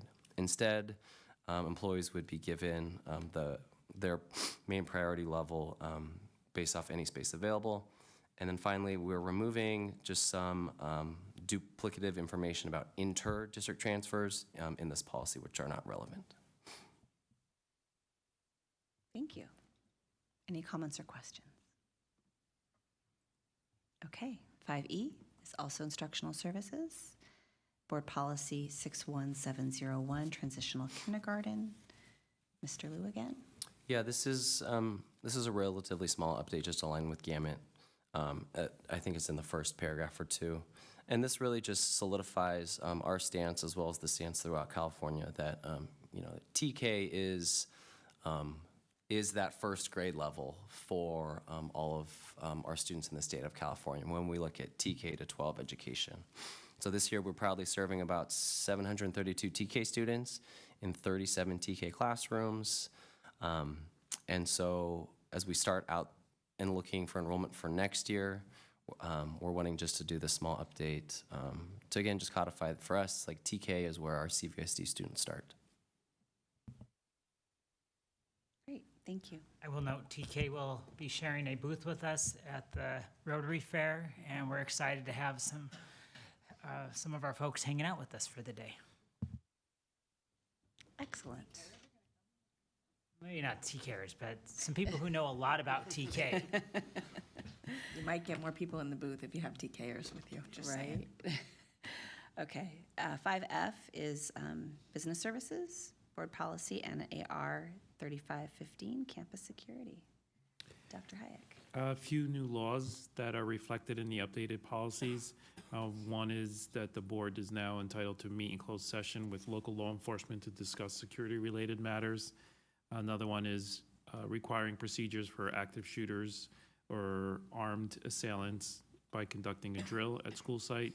And the other one is whenever we do addition, alteration, or reconstruction, adding locks for the doors inside the classrooms that have 5 or more persons in that building. Thank you. Any comments or questions? No? Okay. 5G is board policy and AR 3515-4. Dr. Hayek? Some clarification on the process here because we deal with public property. It's our obligation that when there is damage or vandalism that we pursue recovery for the cost of that damage.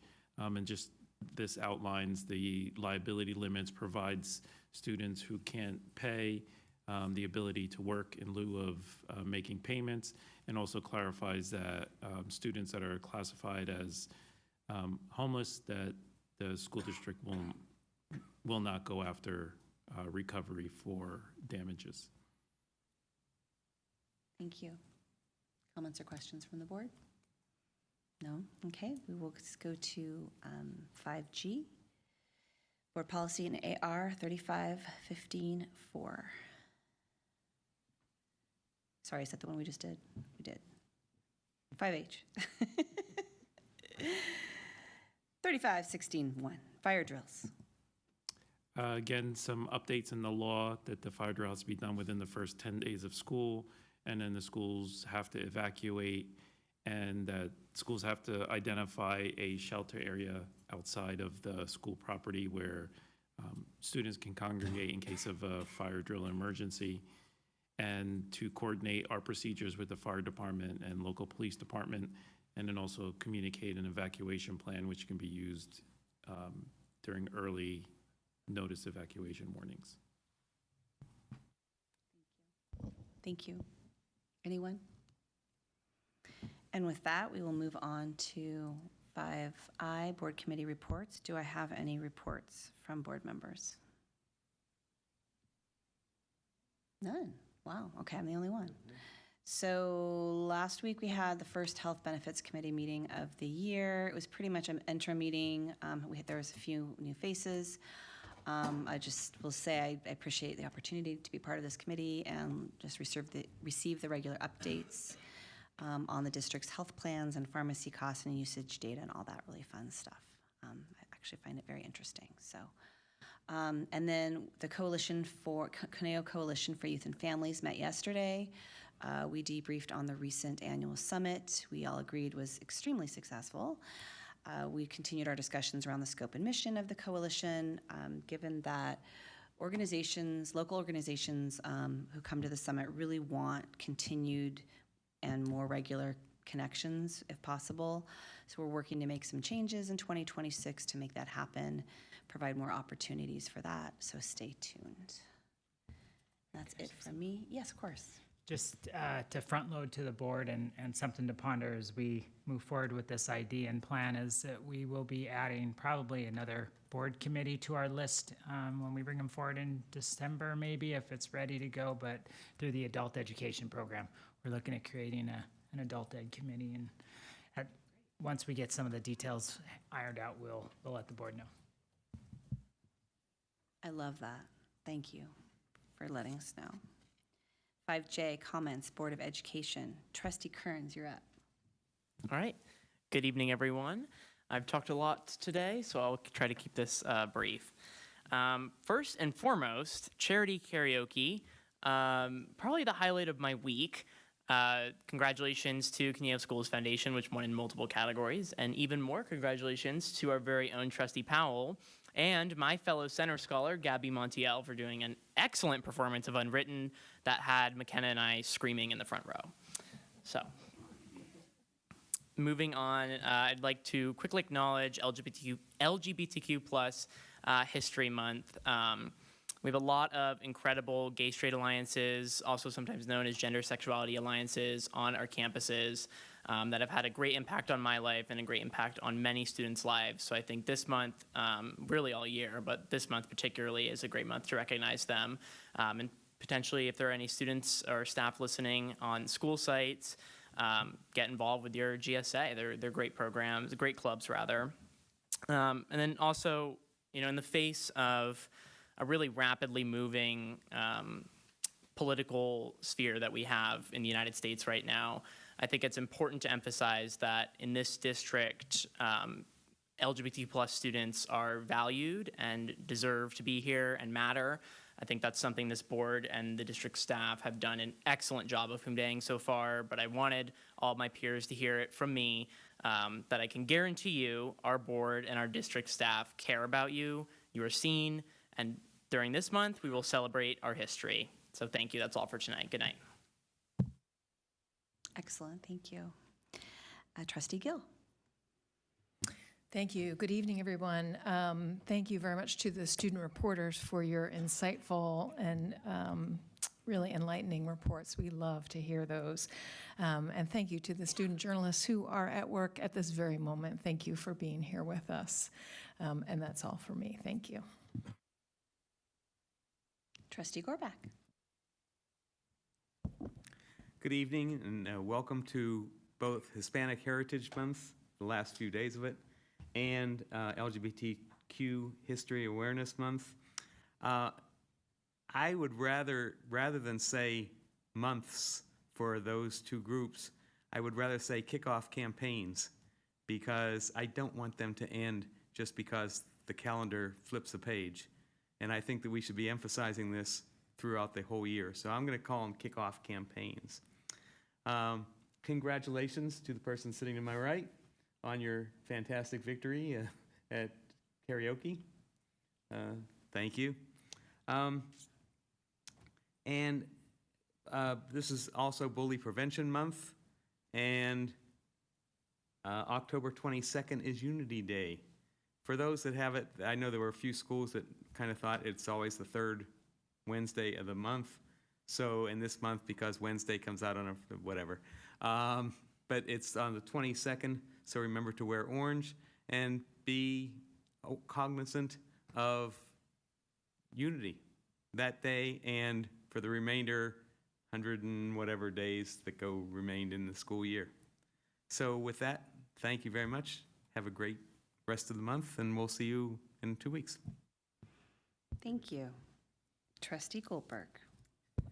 So I too would like to thank the student reporters in every sense of the word, and particularly shout out to TO High School for staying through the entire meeting. I'm incredibly sad that I did not know about the hot sauce challenge at Conejo Valley High School, because my family, rather than having salt and pepper on the table, they have a whole array of hot sauces. So anyway, maybe next year. I brought some show and tell because, what? I had the opportunity, along with most of my fellow trustees, to go to CDAC, and they never cease to amaze me. Those parent volunteers, Mandy and Trina in particular, made handbooks for every CDAC member. This is a non-school specific one because all the school sites got their own, but they were individualized. They're full of resources. They made notebooks for everyone so that they could take notes, and it would all be in one place, back to my comment earlier. These people continue to show us how it's done, and I really, coming from the parent volunteer world for so many years, I really appreciate their work and their effort. Shout out to Conejo Oaks for bringing 2 students to the meeting to share student voice there as well. They're all about collaboration in CDAC, which I think all of our groups are, but it was on full display, and I'm so grateful to the Inclusionistas at CDAC. I do want to give a couple of shout outs that throughout, we've all been very busy, but I happened to be at the Amazing College and Career Night. Thank you to all the counselors that put that on, because that is a behemoth. But I heard from random parents, more than one, more than 2, several handfuls, that Dr. Kerrigan has been a fantastic ad at Westlake High School, so great job. The parents expressed appreciation for Mr. Branham for making a simple adjustment to his s'more that made a huge impact in a short amount of time. And the overwhelming, both at College and Career Night and at CDAC, was kudos to our own Steve Barnes, because I was told good things happen because of him and his growth mindset. So I wanted, someone was pleading with us to never take you away from where you are currently, lamenting the fact that you had been taken away.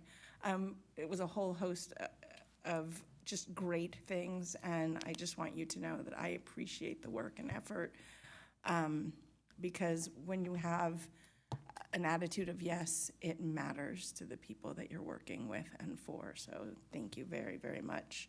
And finally, while the evening was Trustee Powell's and the entourage, I would be remiss if I did not acknowledge Trustee Kearns and McKenna Cotton for getting up when one of the nonprofits who was there, they were supposed to have an act perform, and they had no act perform, so they called for volunteers. And wouldn't you know that Trustee Kearns and McKenna Cotton went up and performed.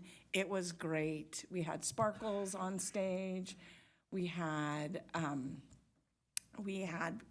students who are involved with Mondo on stage, and Trustee Powell. So it was a great night for the Conejo Valley, and yeah, that's it for me. Thank you all. Thank you. So glad to be here. Thank you to our student reporters and our Panther Prowler reporters, and congrats to our National Merit semifinalists that we honored tonight. I continue to enjoy seeing celebrations around Hispanic Heritage Month, the music and the art and the bulletin board displays. I mean, the hot sauce competition, oh my goodness. Next year, we're going next year. It's also National Bullying Prevention Month, of course, and LGBTQ plus History Month this month, and so I think it goes without saying the importance of acknowledging all of these and celebrating all year long. And I just wanted to say, I know that Trustee Goldberg talked about CDAC. I just wanted to say they also have a wonderful resource that you can find on their webpage that may be interest to you as we acknowledge this month and Unity Day as well. And it's really worth checking out because it's amazing. It is also, in addition to World Octopus Day, it's Banned Book Week. And please follow PEN America and the American Library Association for the work they do in combating the growing trend of banning books. There are many books that are banned frequently these days that I know I was very impacted by as a child, and it's just something that we all need to be worried about. So if it isn't obvious, the big event for me since our last meeting was charity karaoke. Thank you for the love. Thank you for those who came and supported. It was great seeing you guys up in the front screaming. And Trustee Goldberg, I know, is up in the front taping. I did sing professionally for a little bit in my 20s. And that experience was amazing, but I came to the realization I didn't need to sing for money. I was just as happy and fulfilled singing for events, people I love, just for the joy of it. And so to get to do this gig on Sunday night, like singing for an organization that supports a cause that I think everybody in this room is very passionate about, our schools and our students, was just such an honor and so cool for me to be able to do it. And then to win a couple of first place awards, yeah, it was really cool. So really glad I did that. But I would be remiss if I didn't also say that I'm very clear that if it was just me up there standing on the stage singing by myself, we would not have had that outcome. So the reason our act did so well was that it was a group of us, and we all brought our own individual talents together. The sum of our parts was much better than just one of us alone. And so I'm very grateful for the unwritten team, Lisa and Gabby and Natalie and Julie, who came along on this very fun ride. For those of you that haven't seen it or seen the videos yet, there were dancing pencils. And so it's a reminder, though, that I think hopefully most of us know that our successes don't come just on our own or by ourselves, whether it's somebody by our side or with us or somebody supporting us. So it was a reminder of that. And I was reminded of that also yesterday as we awarded Rose Crystal of Acacia as Teacher of the Month. Because upon receiving her award, she spent most of her time acknowledging people in the room, her colleagues and people who support her, which is usually what happens with Teacher of the Month, that reminder that we're all in this together, we're better together, and in collaboration, coming together even if when we think differently, have different lenses, all of that, it's just better for all of us. So those were just good life lessons to be reminded of. I just also wanted to say congratulations to CSF for its successful soiree Saturday night. It was very unique and very fun with the dueling pianos, and really great to see so many people coming together to support that organization. And with that, I will hand it off to Dr. McLaughlin. I think it's all been covered, so that's my comments. Excellent. Then we get to move on to 6, adjournment, future board topics, activities. Anything anybody would like to add to this list? Oh, I see a light on over Potentially, there. because we were talking earlier about the middle school IB program. It might be good towards the end at some point to have an update on where we are with that and what's going on. And I know a lot of work is happening, but it would be nice to see for me. And also, it's not just the middle school. We also have the continuation up to Newberry Park. For sure, to right, 9th and 10th the grade. whole continuum. Okay, excellent. Sounds like that'll be added. Seeing no other agenda items or additions to our list, we will adjourn at 8:07 p.m. Thank you, everybody.